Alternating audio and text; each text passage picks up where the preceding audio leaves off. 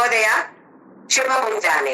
ನಮ್ಮ ದಿವ್ಯವಾದ ಭವ್ಯವಾದ ನಿತ್ಯ ನೂತನವಾದ ಅತ್ಯಂತ ಪವಿತ್ರವಾದ ಅತ್ಯಂತ ಶ್ರೇಯಸ್ಕರವಾದ ನಮ್ಮ ಒಳಗೆ ಇರುವಂತಹ ಈ ದೇವಾಲಯಕ್ಕೆ ಎಲ್ಲರಿಗೂ ಪ್ರೀತಿಯ ಆತ್ಮೀಯ ಸ್ವಾಗತ.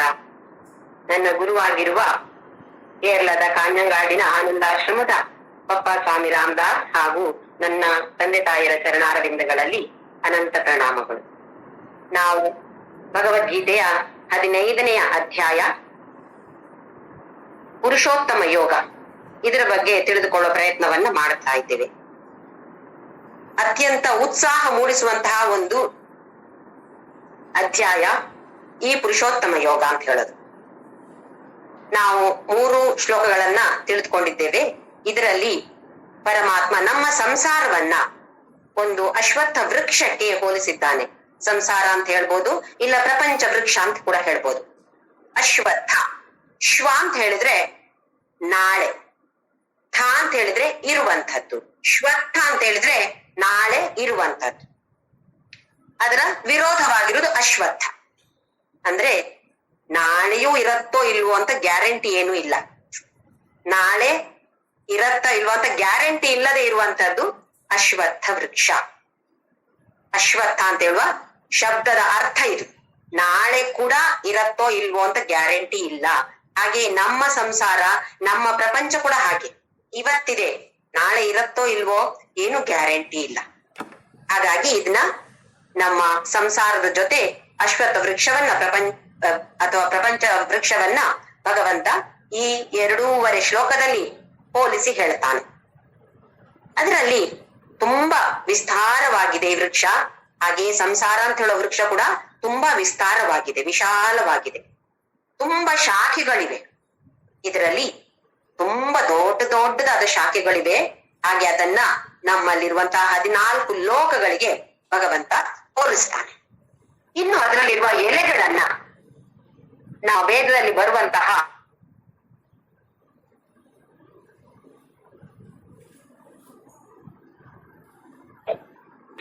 ವೇದದಲ್ಲಿ ಬರುವಂತಹ ಶ್ಲೋಕಗಳು, ಅದರಲ್ಲಿಯೂ ಕರ್ಮಕಾಂಡದ ಬಗ್ಗೆ ಮಾತ್ರ ಭಗವಂತ ಇಲ್ಲಿ ಹೇಳ್ತಿದ್ದಾನೆ. ಅಲ್ಲಿ ಅವನು ಕರ್ಮಕಾಂಡ ಅಂತ ಹೇಳಿಲ್ಲ, ಆದ್ರೆ ಶಂಕರಾಚಾರ್ಯರು ಕೂಡ ಇದರಲ್ಲಿ ವ್ಯಾಖ್ಯಾನ ಬರೆದಾಗ ಇದು ಕರ್ಮಕಾಂಡದ ಬಗ್ಗೆ ಮಾತ್ರ ಅಂತ ಹೇಳಿದ್ದಾರೆ.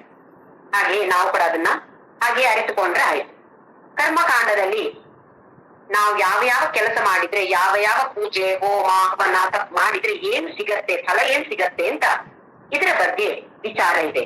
ಯಾವ ತರ ಮಾಡ್ಬೇಕು ಇದನ್ನೆಲ್ಲ ಅದರಲ್ಲಿ ಕರ್ಮಕಾಂಡದಲ್ಲಿ ಕೊಟ್ಟಿದ್ದಾರೆ. ಅಂದ್ರೆ ಕರ್ಮಕಾಂಡ ಕೂಡ ನಮಗೆ ಅವಶ್ಯವೇ. ಕರ್ಮಕಾಂಡವನ್ನ ಮಾಡಿ ಮನಸ್ಸನ್ನ ಪರಿಶುದ್ಧಗೊಳಿಸಿಕೊಂಡು ಮತ್ತೆ ಜ್ಞಾನಕಾಂಡಕ್ಕೆ ಹೋಗುವಂಥದ್ದು.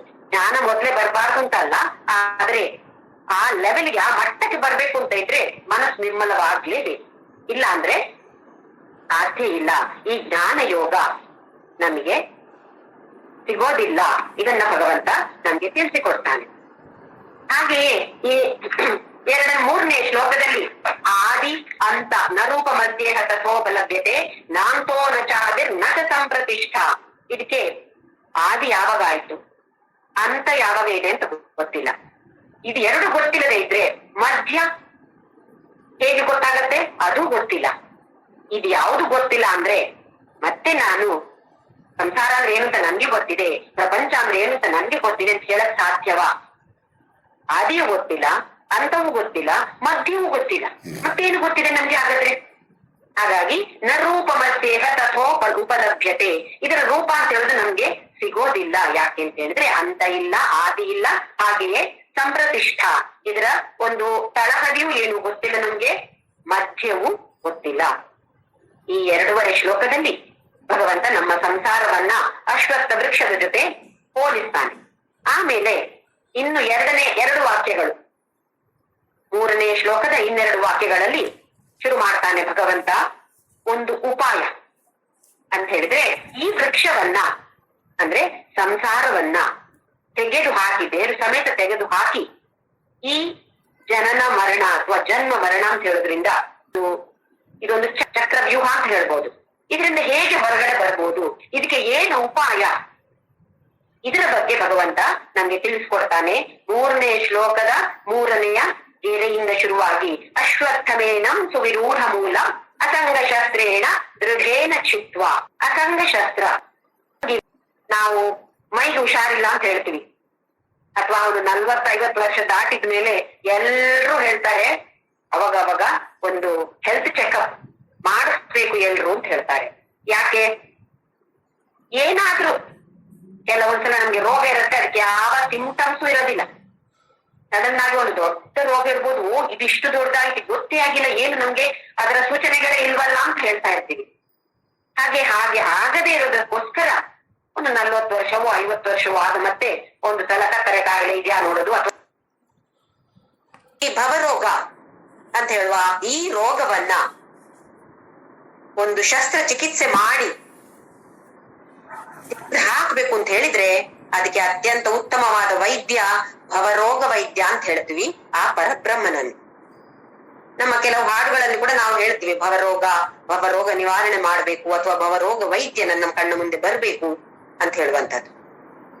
ಈಗ ಬೇರೆ ಬೇರೆ ಡಾಕ್ಟರ್ಗಳು ಬೇರೆ ಬೇರೆ ಉಪಕರಣಗಳನ್ನು ಉಪಯೋಗಿಸ್ತಾರೆ. ಸ್ಕ್ಯಾನಿಂಗ್ ಹೇಳ್ತಾರೆ, ಎಕ್ಸ್ರೇ ಹೇಳ್ತಾರೆ, ಇಲ್ಲ ಇನ್ನೊಂದು ಆಪರೇಷನ್ ಮಾಡ್ಲಿಕ್ಕೆ ಬೇರೆ ಬೇರೆ ತರದ ಉಪಕರಣಗಳನ್ನ ಉಪಯೋಗಿಸ್ತಾರೆ. ಆದ್ರೆ ಕೆಲವೊಂದು ರೋಗಕ್ಕೆ ಆಪರೇಷನ್ ಶಸ್ತ್ರಚಿಕಿತ್ಸೆ ಅಗತ್ಯ ಅಂತ ಹೇಳ್ತಾರೆ. ಅದನ್ನ ಮೂಲದಿಂದ ತೆಗೆದು ಹಾಕ್ಬೇಕು ಅಂತ ಹೇಳಿದ್ರೆ ಶಸ್ತ್ರಚಿಕಿತ್ಸೆ ಅಗತ್ಯ ಅಂತ ಹೇಳ್ತಾರೆ. ಹಾಗೆ ನಮಗೆ ಕೂಡ ಇಲ್ಲಿ ಈ ಭವರೋಗವನ್ನ ತೆಗೆದು ಹಾಕ್ಬೇಕು ಅಂತ ಹೇಳಿದ್ರೆ ಒಂದು ದೊಡ್ಡ ಶಸ್ತ್ರಚಿಕಿತ್ಸೆ ಮಾಡ್ಬೇಕಾಗಿದೆ. ಆ ಶಸ್ತ್ರಚಿಕಿತ್ಸೆ ಏನು ಅಂತ ಹೇಳಿದ್ರೆ ಜ್ಞಾನವನ್ನ ಪಡೆಯುವಂತಹದ್ದು.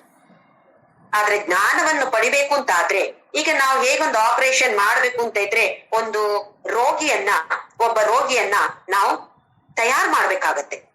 ಅವನಲ್ಲಿ ಸಕ್ಕರೆ ಕಾಯಿಲೆ ಇದ್ರೆ ಅದು ಸರಿಯಾದ ಲೆವೆಲ್ ಅಲ್ಲಿ ಇದೆಯೋ ಇಲ್ವೋ, ಜಾಸ್ತಿ ಆಗ್ಬಾರ್ದು ಕಡಿಮೆಯೂ ಆಗ್ಬಾರ್ದು. ಯಾಕೆಂತ ಹೇಳಿದ್ರೆ ಮತ್ತೆ ಶಸ್ತ್ರಚಿಕಿತ್ಸೆ ಮಾಡಿದಾಗ ಆ ಮನುಷ್ಯ ಸತ್ತು ಹೋಗ್ಬಾರ್ದಲ್ಲ ರೋಗಿ. BP ಸರಿಯಾಗಿದ್ಯೋ ಇಲ್ವೋ, ಇಲ್ಲ ಕೆಲವು 2-3 ದಿನ ಮೊದ್ಲೇ ಬಂದು ನಾವು ಹಾಸ್ಪಿಟಲ್ ಅಡ್ಮಿಟ್ ಆಗಿ ಅಂತ ಹೇಳ್ತಾರೆ. ಯಾಕೆ? ಅದು ತಯಾರು ಮಾಡುವಂಥದ್ದು, ಆ ರೋಗಿಯನ್ನ ಶಸ್ತ್ರಚಿಕಿತ್ಸೆಗೆ ತಯಾರು ಮಾಡುವಂತದ್ದು. ಈಗ ಇವತ್ತು ಬೆಳಿಗ್ಗೆ 8 ಗಂಟೆಗೆ ಶಸ್ತ್ರಚಿಕಿತ್ಸೆ ಅಂತ ಹೇಳಿದ್ರೆ ನಾವು 7 ಗಂಟೆಗೆ ಹೋಗಿ ಅಡ್ಮಿಟ್ ಆಗಿ ಅಂತ ಹೇಳೋದಿಲ್ಲ ಅವ್ರು. 2 ದಿನ ಮೊದ್ಲೋ 1 ದಿನ ಮೊದ್ಲೋ ಅಥವಾ ರೋಗಿಯ ಲೆವೆಲ್ ಯಾವ ತರದಲ್ಲಿ ಇದೆಯೋ ಅದನ್ನ ನೋಡ್ಕೊಂಡು ಬರಕ್ಕೆ ಹೇಳ್ತಾರೆ. ಅಂದ್ರೆ ರೋಗಿ ತಯಾರಾಗ್ಬೇಕು, ರೋಗಿಯ ದೇಹ ಆ ಶಸ್ತ್ರಚಿಕಿತ್ಸವನ್ನ ರಿಸೀವ್ ಮಾಡಕ್ಕೆ ತಯಾರಿರ್ಬೇಕು. ಹಾಗೆಯೇ ನಮ್ಮ ಮೇಲೆ ಶಸ್ತ್ರಚಿಕಿತ್ಸೆ ಮಾಡಕ್ಕೆ ಭಗವಂತ ತಯಾರಾಗಿದ್ದಾನೆ.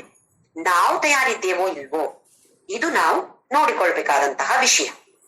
ಇಲ್ಲಿ ಶಸ್ತ್ರಚಿಕಿತ್ಸೆಯ ಮೊದಲು 4 ವಿಷಯಗಳನ್ನ ಭಗವಂತ ನಮ್ಗೆ ತಿಳಿಸಿಕೊಡ್ತಾನೆ. ಅಂದ್ರೆ ನಾವು ತಯಾರಾಗಿರ್ಬೇಕು. ಭಗವಂತ ಕೇಳ್ತಾನೆ, ತಯಾರಾಗಿದ್ದೀಯಾ ಇಲ್ವಾ ನೋಡ್ಕೋ. ತಯಾರಾಗಿದ್ದಿ ಅಂತ ಹೇಳಿದ್ರೆ ಶಸ್ತ್ರಚಿಕಿತ್ಸೆ ನಾನ್ ರೆಡಿ ಇದ್ದೇನೆ ಅಂತ ಭಗವಂತ ಹೇಳ್ತಾನೆ. ಏನದು? 1ನೆಯ ಪಾಯಿಂಟ್ ಅದರಲ್ಲಿ ಅಸಂಗ ಶಸ್ತ್ರೇಣ ದೃಢೇನ ಚಿತ್ವ ಅಂತ ಹೇಳ್ತಾನೆ. ಅಸಂಗ ಅಂತ ಹೇಳಿದ್ರೆ ಒಂದು ತರದ ವೈರಾಗ್ಯ. ಸಂಘ ಇರಬಾರ್ದು, ವ್ಯಾಮೋಹ ಇರಬಾರ್ದು, ಅಟ್ಯಾಚ್ಮೆಂಟ್ ಬಿಟ್ಟು ಬಿಡ್ಬೇಕು ಅಂತ ಹೇಳಿದ್ರೆ ಅದನ್ನ ವೈರಾಗ್ಯ ಅಂತ ಹೇಳುವ ಹೆಸರನ್ನೇ ಉಪಯೋಗಿಸಬಹುದು.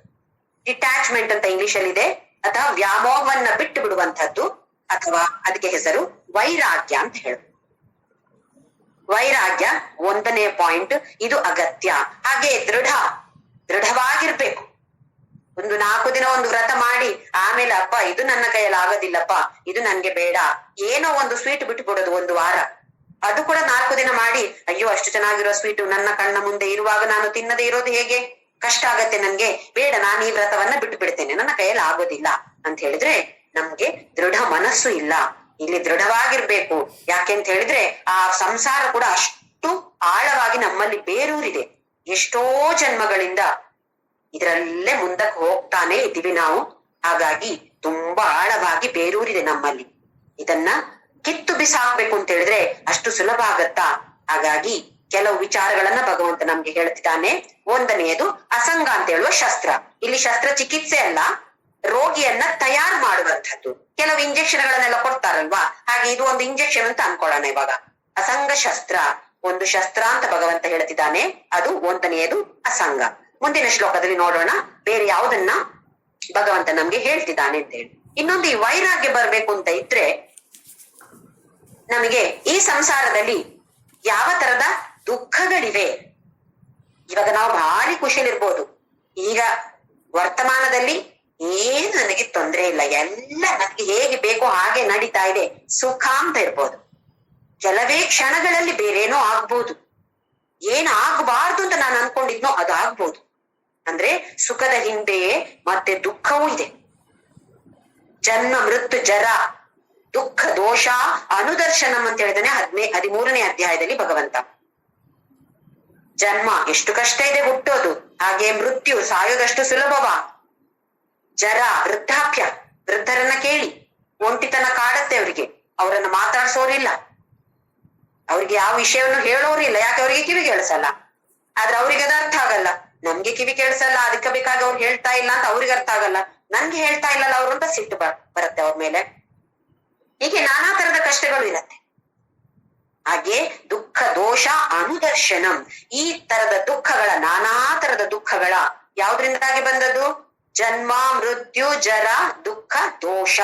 ಏನು ದೋಷ ಇದೆ, ಈ ದೋಷಗಳನ್ನ ಅನುದರ್ಶನ ಮಾಡಿದಾಗ ನಮ್ಗೆ ಎಷ್ಟೇ ಸುಖವಾದ ಜೀವನವನ್ನ ನಡೆಸ್ತಾ ಇದ್ರೂ ಕೂಡ, ಐಷಾರಾಮಿ ಜೀವನ ಇರ್ಬೋದು, ಇದ್ರೂ ಕೂಡ ಈ ದುಃಖಗಳ ದರ್ಶನ ಮಾಡಿದಾಗ, ಅಂದ್ರೆ ಆಳವಾಗಿ ತಿಳಿದುಕೊಂಡಾಗ, ಓಹೋ ಇದೆಲ್ಲ ತಾತ್ಕಾಲಿಕ, ಆದ್ರೆ ಪರ್ಮನೆಂಟ್ ಆಗಿರುವಂತ ಒಂದು ಸುಖ ಇದೆ, ಅದು ಎಲ್ಲಿದೆ ಅಂತೇಳಿ ತಿಳಿಯುವಂತ ಒಂದು ಆಸಕ್ತಿ ಬರುತ್ತೆ, ಆಸಕ್ತಿ ಮೂಡತ್ತೆ. ಇಲ್ಲ ಖುಷಿಯಾಗಿದ್ದೇನೆ ಅಂತ ಹೇಳಿದ್ರೆ ಮತ್ತೆ ಭಗವದ್ಗೀತೆ ಬೇಡ, ವೇದ ಬೇಡ, ಉಪನಿಷತ್ತು ಬೇಡ, ಯಾವುದು ಬೇಡ ಅಂತ ಅನ್ಸತ್ತೆ. ಯಾಕೆ? ನಾನು ಇಲ್ಲೇ ಇದೇನಲ್ಲ ಅಂತ ಅನ್ಸತ್ತೆ. ಹೇಗೆ ಹಂದಿ ನೋಡಿ, ಹಂದಿ ಆ ಕೊಳ್ಳಕ್ಕೂ ನೀರಿನಲ್ಲಿ ಅಥವಾ ಕೊಚ್ಚೆಯಲ್ಲಿ ಹೋಗ್ತಾ ಇರತ್ತೆ, ಖುಷಿಯಾಗಿರತ್ತೆ. ಅದರಿಂದ ಮೇಲೆ ಬರ್ಬೇಕು ಅಂತ ಹೇಳೋ ಒಂದು ಭಾವನೆಯೂ ಇರೋದಿಲ್ಲ ಅದಕ್ಕೆ. ಹಾಗೆಯೇ ನಾವು ಕೂಡ ಇದೇ ಸಂಸಾರದಲ್ಲಿ ಹೀಗೆ ನಾನು ತಿರುಗ್ತಾ ಇರ್ತೇನೆ ಅಂತ ಅನ್ಕೊಂಡ್ರೆ ಆ ಹಂದಿಗೂ ನಮಗೂ ಯಾವ ವ್ಯತ್ಯಾಸವೂ ಇಲ್ಲ.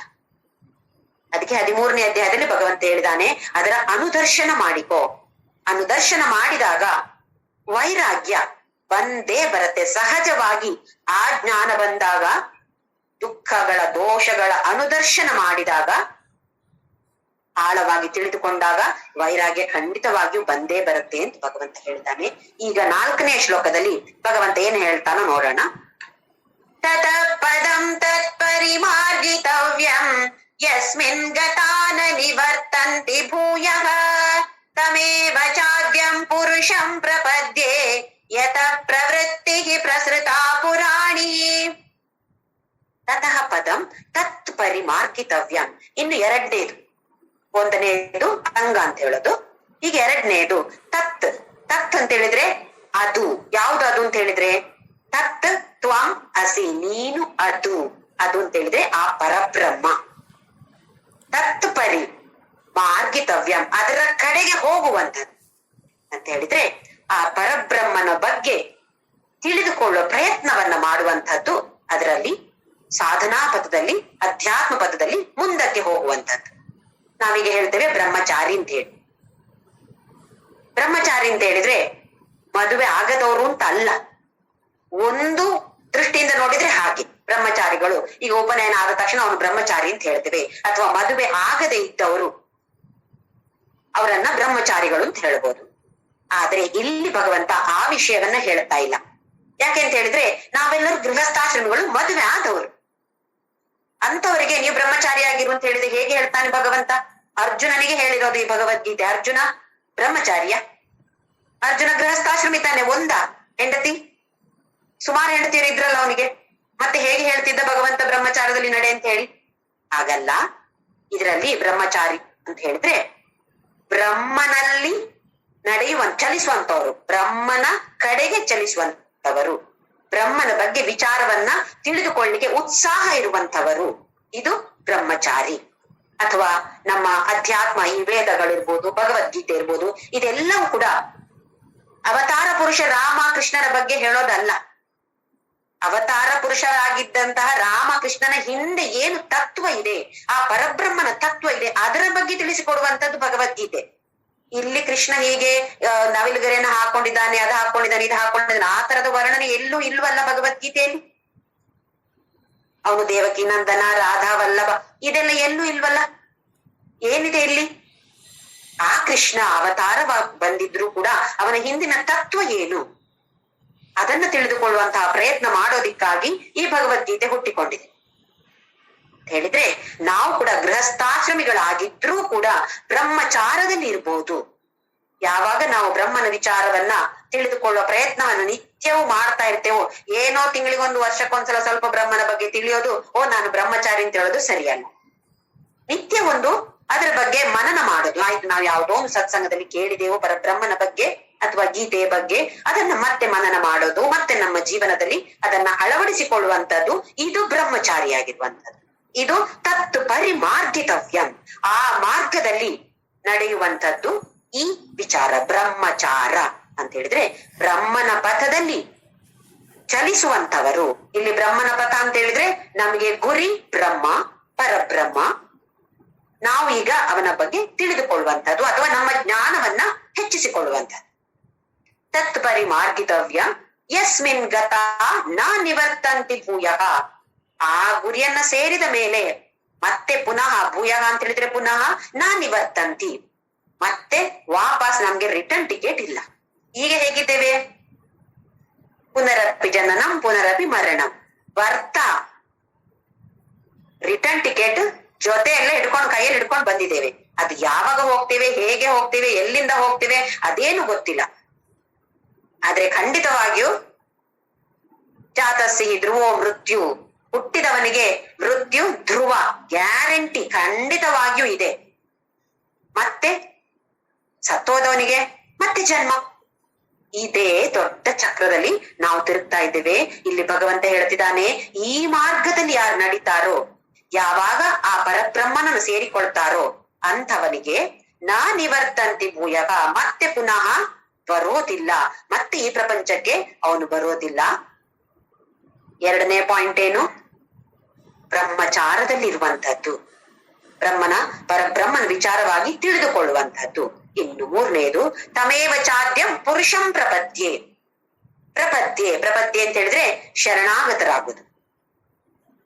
ಯಾವುದೇ ಕರ್ಮಯೋಗ ಇರ್ಬೋದು, ಭಕ್ತಿ ಯೋಗ ಅಥವಾ ಜ್ಞಾನ ಯೋಗ ಯಾವುದೇ ಇದ್ರು, ಭಕ್ತಿ ಅಥವಾ ಪ್ರೀತಿ ಅಥವಾ ಶರಣಾಗತಿ ಇದು ಖಂಡಿತವಾಗಿಯೂ ಬೇಕೇ ಬೇಕು. ಇದು ಮೂರನೆಯ ಪಾಯಿಂಟ್. ನಾವು ಸುಮಾರು ಸಲ ಹೇಳ್ತಾ ಇರ್ತೇವೆ, ನಾನೆಲ್ಲ ದೇವರಿಗೆ ಬಿಟ್ಟು ಬಿಟ್ಟಿದ್ದೇನೆ, ಏನು ಬೇಕಾದ್ರೂ ಆಗ್ಲಿ. ನಾವಿದು ಬಾಯಲ್ಲಿ, ಇದಕ್ಕೆ ಹೆಸರು ಲಿಪ್ ಸರ್ವಿಸ್ ಅಂತ ಹೇಳಿ, ಬಾಯಲ್ಲಿ ಹೇಳೋದು ಮಾತ್ರ.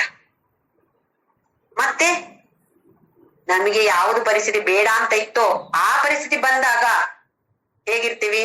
ಅಯ್ಯೋ ಅಯ್ಯೋ ಅಯ್ಯೋ, ಯಾಕೆ ಭಗವಂತ ಹೀಗ್ ಮಾಡಿದ ಅಂತ ಕೇಳ್ತೀವಿ. ನಾವು ಭಗವಂತನಲ್ಲಿ ಯಾವತ್ತಾದ್ರೂ ಕೂಡ ನೀನ್ ಯಾಕೆ ಹೀಗೆ ಮಾಡಿದೆ ಅಥವಾ ಭಗವಂತ ಯಾಕೆ ಹೀಗೆ ಮಾಡಿದ ಅಂತ ಪ್ರಶ್ನೆ ನಮ್ಮ ಮನಸ್ಸಿನಲ್ಲಿ ಉದ್ಭವಿಸುತ್ತದೆ ಅಂತ ಆದ್ರೆ ನಾವು ಶರಣಾಗತಿ ಆಗಿಲ್ಲ, ಶರಣು ಹೋಗ್ಲೇ ಇಲ್ಲ. ನಾವು ಯಾರು ಶರಣಾಗತರಾಗ್ತಾರೋ ಅಂದ್ರೆ 100% ಶರಣಾಗತರ ಆಗ್ತಾರೋ ಅಂತವರಿಗೆ ಯಾವತ್ತೂ ಖುಷಿ. ಯಾಕೆ? ಯಾವ ಪರಿಸ್ಥಿತಿ ಬಂದ್ರು ಇದು ಭಗವಂತ ನನಗೆ ಕೊಟ್ಟ ಪ್ರಸಾದ, ಈಶ್ವರ ಪ್ರಸಾದ ಬುದ್ಧಿ. ಈ ಪ್ರಸಾದ ಬುದ್ಧಿಯಿಂದ ಸ್ವೀಕರಿಸಿದಾಗ ದುಃಖ ಎಲ್ಲಿದೆ? ಭಗವಂತನೇ ನನಗೆ ತಂದು ಕೊಟ್ರೆ ಖಂಡಿತವಾಗಿಯೂ ನನ್ನ ಒಳ್ಳೆಯದಕ್ಕೆ ತಾನೆ. ಅದು ಸುಖವೇ ಇರ್ಬೋದು, ದುಃಖವೇ ಇರ್ಬೋದು, ನನಗೆ ಭಗವಂತ ಕೊಟ್ಟಿರುವಂತಹದ್ದು. ಹೇಗೆ ಒಂದು ತಾಯಿ ತನ್ನ ಮಗುವಿಗೆ ಕೆಟ್ಟದಾಗ್ಬೇಕು ಅಂತ ಯಾವತ್ತಾದ್ರೂ ಆಲೋಚನೆ ಮಾಡ್ತಾಳ? ಅದು ಕನಸಿನಲ್ಲಿಯೂ ಮನಸ್ಸಿನಲ್ಲಿಯೂ ಇರೋದಿಲ್ಲ. ನನ್ನ ಮಗುವಿಗೆ ಹೀಗ್ ಮಾಡಿದ ನನ್ನ ಮಗು ಕೆಟ್ಟದಾಗ್ಲಿ, ಮಗುವಿಗೆ ಯಾವತ್ತು ಕುಪುತ್ರೋ ಜಾಯೇತ ಕುಮಾತಾ ನ ಭವತಿ ಅಂತ ಹೇಳಿದ್ದಾರೆ ಶಂಕರಾಚಾರ್ಯರು ದೇವಿ ಅಪರಾಧ ಕ್ಷಮಾಪಣಾ ಸ್ತೋತ್ರದಲ್ಲಿ. ತಾಯಿ ಯಾವತ್ತು ಕೂಡ ಕೆಟ್ಟೋಳಾಗೋದೇ ಇಲ್ಲ. ಮಗ ಕೆಟ್ಟೋನಿರ್ಬೋದು, ಮಕ್ಕಳು ಕೆಟ್ಟೋರಿರ್ಬೋದು, ತಾಯಿ ಕೆಟ್ಟೋಳಾಗೋದೇ ಇಲ್ಲ. ಹಾಗೆ ಇಲ್ಲಿ ನಮ್ಗೆ ಯಾವುದೇ ಪರಿಸ್ಥಿತಿ ನಮ್ಗೆ ಬಂದ್ರೂ ಕೂಡ ನನ್ನ ತಾಯಿಯಾದ ಭಗವಂತ, ನನ್ನ ತಂದೆಯಾದ ಭಗವಂತ ನನಗೆ ಈ ಒಂದು ವರವನ್ನ ಕೊಟ್ಟಿದ್ದಾನೆ, ಈ ಪ್ರಸಾದವನ್ನ ಕೊಟ್ಟಿದ್ದಾನೆ, ಇದನ್ನ ನಾನು ಸಂತೋಷದಿಂದ ಸ್ವೀಕಾರ ಮಾಡ್ತೇನೆ. ದುಃಖ ಮನಸ್ಸಿಗೆ ಆಗಿರ್ಬೋದು, ಆದ್ರೆ ತಕ್ಷಣ ಅದರಿಂದ ಹೊರಗಡೆ ಬಂದು ಯಾಕೆ ನನ್ಗೆ ದುಃಖ ಆಗ್ಬೇಕು, ಭಗವಂತ ತಾನೇ ನನ್ಗೆ ಕೊಟ್ಟಿರೋದು, ನಾನ್ ಯಾಕೆ ದುಃಖಿಸ್ಬೇಕು, ಈ ತರದ ಆಲೋಚನೆ ನಮ್ಮ ಮನಸ್ಸಿನಲ್ಲಿ ಬರ್ಬೇಕು. ಹೀಗೆ ಬಂದ್ರೆ ಹೌದು ನಾವು ಶರಣಾಗತರಾಗಿದ್ದೇವೆ ಅಂತ ಹೇಳಿ ಅರ್ಥ. ಹಾಗೆ ಭಗವಂತ ಇನ್ನು ಏನ್ ಹೇಳ್ತಾನೆ, ತಮೇವಚ ಆದ್ಯಂ ಪುರುಷಂ, ಆದಿ ಪುರುಷ. ಆದ್ಯ ಅಂತ ಹೇಳಿದ್ರೆ ಆದಿಯಲ್ಲಿದ್ದವನು, ಅಂತಹ ಪುರುಷ. ಇಲ್ಲಿ ಪುರುಷ ಅಂತ ಹೇಳಿದ್ರೆ ಮನುಷ್ಯ ಅಂತಲ್ವಾ, ಆ ಪರಬ್ರಹ್ಮ ತತ್ವ, ಪುರುಷ ಮತ್ತೆ ಪ್ರಕೃತಿ, ಇದು ನೋಡಿದೆವು ನಾವು. ಆ ಪುರುಷನಿಗೆ ಶರಣು ಹೋಗ್ಬೇಕು. ಪ್ರಪದ್ಯೆ ಯತಃ ಪ್ರವೃತ್ತಿ ಪ್ರಸೃತಾ ಪುರಾಣಿ. ಯಾವ ತರದ ಭಗವಂತ, ಯಾರಿಂದ ಈ ಸೃಷ್ಟಿ ಇಡೀ ವಿಶಾಲವಾಗಿ ಪುರಾಣವಾಗಿರುವಂತಹ, ಸನಾತನವಾಗಿರುವಂತಹ ಈ ಪ್ರಪಂಚ, ಈ ವಿಶ್ವ ಯಾರಿಂದ ಸೃಷ್ಟಿ ಆಯಿತೋ ಅಂತಹ ಆದಿ ಪುರುಷನಿಗೆ ಶರಣು ಹೋಗಬೇಕು. ತಮೇವ ಚಾದ್ಯಂ ಪುರುಷಂ ಪ್ರಪದ್ಯೆ ಯತಃ ಪ್ರವೃತ್ತಿ ಪ್ರಸೃತಾ ಪುರಾಣಿ. 2 ಪಾಯಿಂಟ್ಗಳನ್ನ ಇಲ್ಲಿ ಭಗವಂತ ಹೇಳಿದ್ದಾನೆ. ಒಟ್ಟಿಗ 3 ಪಾಯಿಂಟ್ ಆಯ್ತು. ಒಂದು ಅಸಂಗ, ಇನ್ನೊಂದು ಬ್ರಹ್ಮಚಾರ, 3ನೇದು ಶರಣಾಗತಿ. ಇನ್ನು ಬೇಕಾಗಿರೋದು ಏನು ಅಂತ ಹೇಳಿ ಭಗವಂತ ಮುಂದಿನ ಶ್ಲೋಕದಲ್ಲಿ ನಮ್ಗೆ ತಿಳಿಸಿಕೊಡ್ತಾನೆ. ಶ್ಲೋಕ ನಂಬರ್ 5. ನಿರ್ಮಾಣ ಮೋಹಾಜಿತ ಸಂಗ ದೋಷ ಅಧ್ಯಾತ್ಮ ನಿತ್ಯ ವಿನಿವೃತ್ತ ಕಾಮಾಃ ದ್ವಂದ್ವೈರ್ ವಿಮುಕ್ತ ಸುಖ ದುಃಖ ಸಂಜ್ಞೈ ಗಚ್ಚಂತ್ಯ ಮೂಢ ಪದಮವ್ಯಯಂ ತತ್. ಮತ್ತೆ ಸಗುಣಗಳು ಬೇಕೇ ಬೇಕಾಗಿರುವಂತದ್ದು. ಇದರ ಬಗ್ಗೆ ಪರಮಾತ್ಮ 13ನೇ ಅಧ್ಯಾಯದಲ್ಲಿ ಕೂಡ ಕೆಲವು ಶ್ಲೋಕಗಳನ್ನ ನಮ್ಗೆ ತಿಳಿಸಿಕೊಟ್ಟಿದ್ದಾನೆ. ಇನ್ನು 16, 17 ಈ ಅಧ್ಯಾಯದಲ್ಲಿ ಕೂಡ ಭಗವಂತ ಹೇಳಲಿಕ್ಕಿದ್ದಾನೆ ನಮ್ಗೆ. ಇದರಲ್ಲಿಯೂ ಹೇಳ್ತಿದ್ದಾನೆ. ಇದು ಒಂದು ಪಾಯಿಂಟ್, ಅಂದ್ರೆ ಸಗುಣಗಳನ್ನ ಬೆಳೆಸಿಕೊಳ್ಳೇಬೇಕು. ಸಗುಣಗಳು ಇದೆಯೋ ಇಲ್ವೋ ಹೇಗೆ ಗೊತ್ತಾಗತ್ತೆ? ಇದಕ್ಕೆ ಹೇಳೋದು ಆತ್ಮ ಅವಲೋಕನ, ಆತ್ಮ ವಿಶ್ಲೇಷಣ ಮಾಡ್ತಾನೆ ಇರ್ಬೇಕು. ಇದು 14ನೇ ಅಧ್ಯಾಯದಲ್ಲಿ ನಾವು ನೋಡಿದೆವು. ಸತ್ವಗುಣ ಪ್ರಧಾನವಾಗಿದೆಯಾ, ರಜೋಗುಣ ಪ್ರಧಾನವಾಗಿದೆಯಾ, ಇಲ್ಲ ತಮೋಗುಣ ಪ್ರಧಾನವಾಗಿದೆಯಾ ನನ್ನಲ್ಲಿ ಅಂತ ಹೇಳೋದನ್ನ ಬೇರೆ ಯಾರಿಗೂ ಹೇಳಕ್ಕಾಗಲ್ಲ. ಅಥವಾ ಬೇರೆಯವರ ವಿಶ್ಲೇಷಣೆ ನಾವು ಮಾಡೋದು ಬೇಡ. ನಮ್ಮ ಅವಲೋಕನೆ, ನಮ್ಮ ವಿಶ್ಲೇಷಣೆಯನ್ನ ನಾವು ಮಾಡ್ತಾನೆ ಇರ್ಬೇಕು. ತಮೋಗುಣ ಜಾಸ್ತಿ ಆಗಿದೆ ನನ್ನಲ್ಲಿ ಅಂತ ಅರಿವು ಬಂದ್ರೆ ಹೇಗೆ ಅದನ್ನ ನಾನು ಸತ್ವಗುಣವಾಗಿ ನಾನು ತಯಾರು ಮಾಡಿಕೊಳ್ಬೇಕು. ಎಲ್ಲಿ ನಾನು ತಪ್ಪು ಆಗ್ತಾ ಇದೆ, ಯಾರನ್ನೋ ಬೈತಾ ಇದ್ದೇನೆ, ಮನಸ್ಸಲ್ಲಿ ಬೈತಾ ಇದ್ದೇನೆ, ಹೊರಗಡೆಯಿಂದ ಚೆನ್ನಾಗಿ ನಗ್ತಾ ಮಾತಾಡ್ತೇನೆ, ಮನಸ್ಸಲ್ಲಿ ಮಾತ್ರ ಹೇಗಿದೆ, ಯಪ್ಪ ಇವ್ರು ಯಾಕೆ ಹೀಗಿದ್ದಾರೆ, ಮಾತಾಡಿಲ್ಲ, ಮನಸ್ಸಲ್ಲಿ ಆಲೋಚನೆ ಬಂದ್ರೆ ತಮೋಗುಣ ಜಾಸ್ತಿ ಆಗಿದೆ, ಯಾಕೆ ಹೀಗಾಗ್ತಾ ಇದೆ, ಇದು ಏನ್ ಮಾಡ್ಬೇಕು, ಇದನ್ನ ನಾವು 14ನೇ ಅಧ್ಯಾಯದಲ್ಲಿ ನೋಡಿದೆವು. ಹಾಗೆ ಇಲ್ಲಿ ಭಗವಂತ ಈ ಸದ್ಗುಣಗಳನ್ನ ಬೆಳೆಸಿಕೊಳ್ಬೇಕು. ಇಲ್ಲ ಅಂತ ಹೇಳಿದ್ರೆ ಬೇರೆಯವರ ಕೈಲಿ ನೋಡಿ ಕಲ್ತುಕೊಳ್ಬೇಕು. ಯಾವ ತರದಲ್ಲಿ ನಾನು ಇದ್ರೆ ಇನ್ನೊಬ್ರಿಗೆ ನನ್ನಿಂದ ಸಂತೋಷ ಆಗತ್ತೆ, ಯಾವ ತರದಲ್ಲಿ ನಾನು ಜೀವನ ಮಾಡಿದ್ರೆ ಬೇರೆಯವರಿಗೆ ದುಃಖವನ್ನ ಕೊಡ್ತಾ ಇದ್ದೇನೆ ನಾನು, ಇದನ್ನ ಅರಿತುಕೊಳ್ಬೇಕು. ನಮ್ಮಿಂದಾಗಿ ಸುಖವನ್ನ ನಾವು ಬೇರೆಯವರಿಗೆ ಕೊಡ್ಬೇಕು. ನಮ್ಮಿಂದಾಗಿ ಇನ್ನೊಬ್ರಿಗೆ ದುಃಖ ಆಗ್ಬಾರ್ದು, ಮನಸ್ಸಿಗೂ ದುಃಖ ಆಗ್ಬಾರ್ದು, ದೇಹಕ್ಕೂ ಕಷ್ಟ ಆಗ್ಬಾರ್ದು. ನಮ್ಮಿಂದಾಗಿ ಆದಷ್ಟು ನಮ್ಮ ಪ್ರಯತ್ನವನ್ನ ನಾವು ಮಾಡಿಕೊಳ್ಳುವಂತರಾಗ್ಬೇಕು. ಇದು ಸಗುಣಗಳು. ಏನೆಲ್ಲ ಭಗವಂತ ಹೇಳ್ತಿದ್ದಾನೋ ಇಲ್ಲಿ ನೋಡೋಣ. ಹೇಗೆ ಒಂದು ಔಷಧಿ ತಗೊಳ್ಬೇಕು ಅಂತ ಇದ್ರೆ ಅದಕ್ಕೊಂದು ಪಥ್ಯ ಹೇಳ್ತಾರೆ. ಆ ಪಥ್ಯ ಮಾಡದೇ ಇದ್ರೆ, ಅದನ್ನ ಪಾಲಿಸದೇ ಇದ್ರೆ ಆ ಔಷಧಿ ಅಷ್ಟು ಪರಿಣಾಮಕಾರಿ ಆಗೋದಿಲ್ಲ. ಆಯುರ್ವೇದದಲ್ಲಿ ನಾವು ನೋಡ್ತೇವೆ, ಈ ಔಷಧಿಯನ್ನ 1 ತಿಂಗಳು ತಗೊಳ್ಳಿ ಅಂತ ಹೇಳ್ತಾರೆ, ಆಮೇಲೆ ಸ್ವಲ್ಪ ಕಾಫಿ ಟೀ ದಯವಿಟ್ಟು ಕುಡಿಬೇಡಿ ಅಂತ ಹೇಳ್ತಾರೆ. ಅಥವಾ ಇನ್ನು ಕೆಲವು ತರಕಾರಿ ತಿನ್ಬೇಡಿ, ಕೆಲವು ಹಣ್ಣು ತಿನ್ಬೇಡಿ, ಈ ಎಣ್ಣೆ ತಿನ್ಬೇಡಿ ಹೇಳ್ತಾರೆ, ಕರಿದ ಪದಾರ್ಥಗಳನ್ನ ತಿನ್ಬೇಡಿ ಅಂತ ಹೇಳ್ತಾರೆ. ತಿಂದ್ರೆ ಏನಾಗತ್ತೆ, ನಾನ್ ತಿಂತೇನೆ ಅಂತ ಇದ್ರೆ ತಿನ್ಬಹುದು, ಆದ್ರೆ ಔಷಧ ಪರಿಣಾಮವನ್ನ ಬೀರೋದಿಲ್ಲ ನಮ್ಮ ಮೇಲೆ. ಸುಮ್ಮನೆ ನಾಮಕೆ ವಾಸ್ತೆ ನಾವು ಔಷಧಿನ ತಗೋಬಹುದು. ಹಾಗೆಯೇ ಇಲ್ಲಿ ಭಗವಂತ ಏನ್ ಹೇಳ್ತಿದ್ದಾನೆ ಅಂತ ಹೇಳಿದ್ರೆ, ಈ ಸಗುಣಗಳನ್ನ ನಾವು ಸದ್ಗುಣ ಹೇಳ್ಬೋದು. ಇದನ್ನ ಬೆಳೆಸಿಕೊಳ್ಳದೆ ಇದ್ರೆ ರೋಗಿ ರೆಡಿ ಆಗೋದಿಲ್ಲ ಶಸ್ತ್ರಚಿಕಿತ್ಸೆಗೆ. ಅಲ್ಲಿ ಭಗವಂತ ಸರ್ಜನ್ ಆಗಿ ಆಪರೇಷನ್ ಮಾಡಕ್ಕೆ ರೆಡಿಯಾಗಿ ನಿಂತಿದ್ದಾನೆ. ಆದ್ರೆ ದುರದೃಷ್ಟದಿಂದ ನಾವು ರೆಡಿ ಆಗಿಲ್ಲ, ರೋಗಿ ಇನ್ನೂ ರೆಡಿ ಆಗಿಲ್ಲ. ಯಾಕೆ? ಈ ತರದ ಸದ್ಗುಣಗಳು ಏನು ಅಂತ ಗೊತ್ತಿಲ್ಲ, ಅದನ್ನ ಬೆಳೆಸಿಕೊಳ್ಳುವ ವಿಚಾರವೂ ಗೊತ್ತಿಲ್ಲ. ಹೀಗಿದ್ದಾಗ ಆ ಭಗವಂತ ಹೇಗೆ ನಮ್ಮ ಮೇಲೆ ಶಸ್ತ್ರಚಿಕಿತ್ಸೆ ಮಾಡ್ತಾನೆ? ಸಾಧ್ಯವೇ ಇಲ್ಲ. ಹಾಗಾಗಿ ಏನನ್ನ ಇಲ್ಲಿ ಹೇಳ್ತಿದ್ದಾನೋ ಭಗವಂತ ನೋಡೋಣ. ನಿರ್ಮಾಣ, ಮಾನ.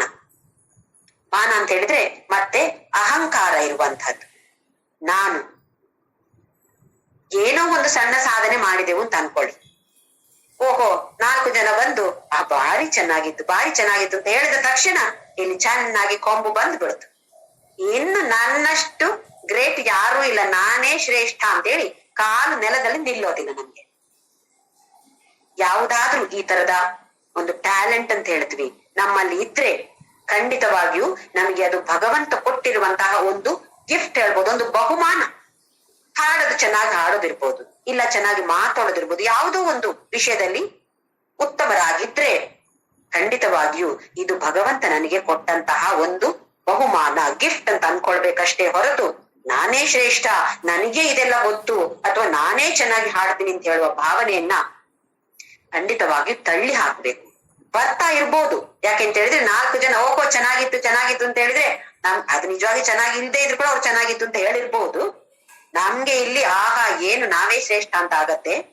ಇದು ಒಂದು ನೆನಪಲ್ಲಿ ಇಟ್ಕೊಳ್ಬೇಕು, ನಮ್ಮಿಂದ ಶ್ರೇಷ್ಠರಾಗಿರುವವರು ಖಂಡಿತವಾಗಿಯೂ ಇದ್ದಾರೆ.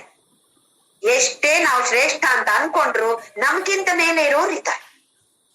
ಹಾಗಿದ್ದಾಗ ಅವರನ್ನ ನೋಡಿ ನಾವು ಕಲ್ತ್ಕೊಳ್ಬೇಕು ತಾನೇ. ಹಾಗಾದ್ರೆ ಮತ್ತೆ ನಮಗೆ ಎಲ್ಲಿಂದ ಈ ಮಾನ ಬರಬಾರ್ದು. ಈ ತರ ಅಹಂಕಾರವನ್ನ ಬರಕ್ಕೆ ನಾವು ಬಿಡಬಾರ್ದು.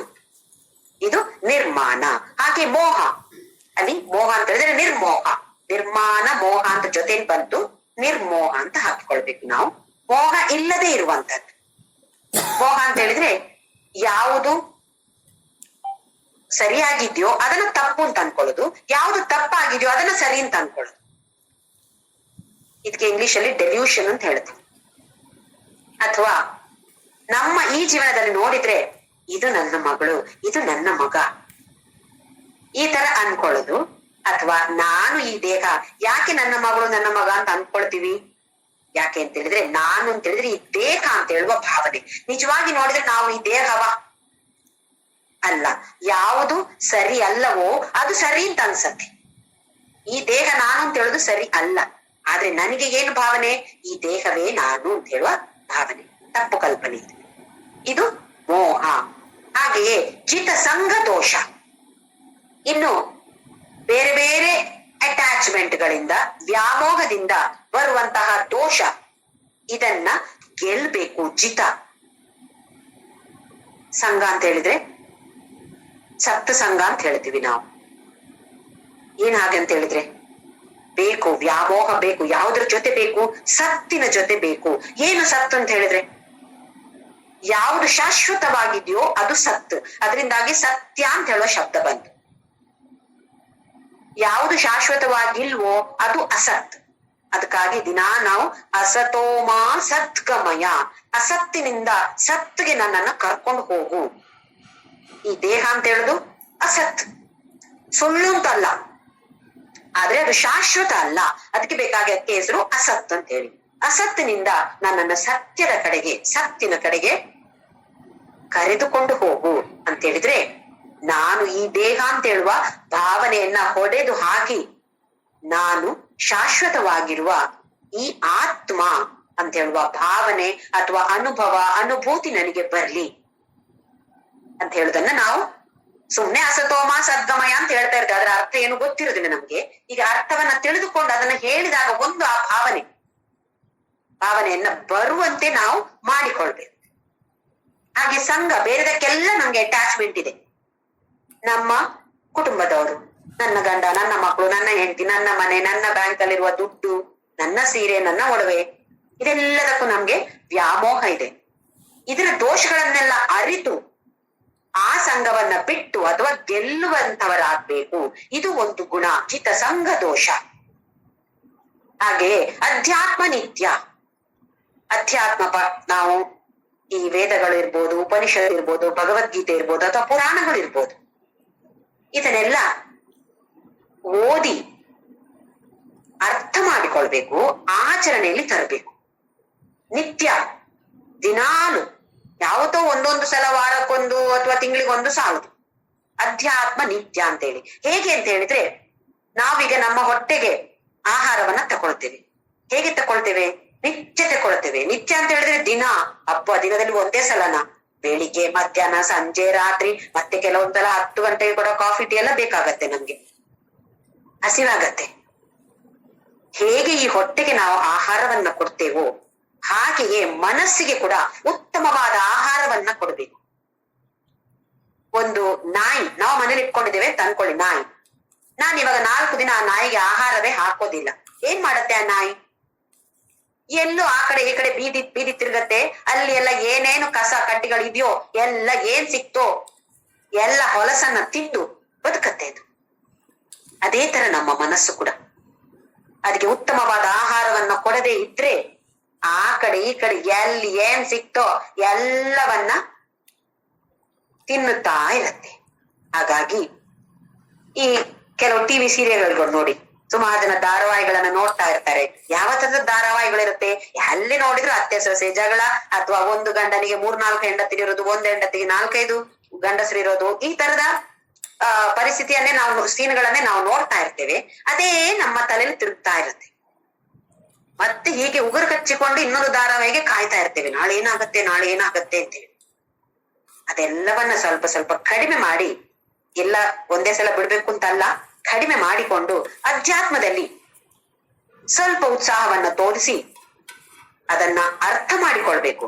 ಈಗ ಭಗವದ್ಗೀತೆ ಅಥವಾ ಉಪನಿಷತ್ತು ಸುಮ್ನೆ ಶ್ಲೋಕ ಆಗಿ ಓದೋದಕ್ಕೂ ಅರ್ಥ ಮಾಡಿಕೊಳ್ಳೋದಕ್ಕೂ ವ್ಯತ್ಯಾಸ ಇದೆ.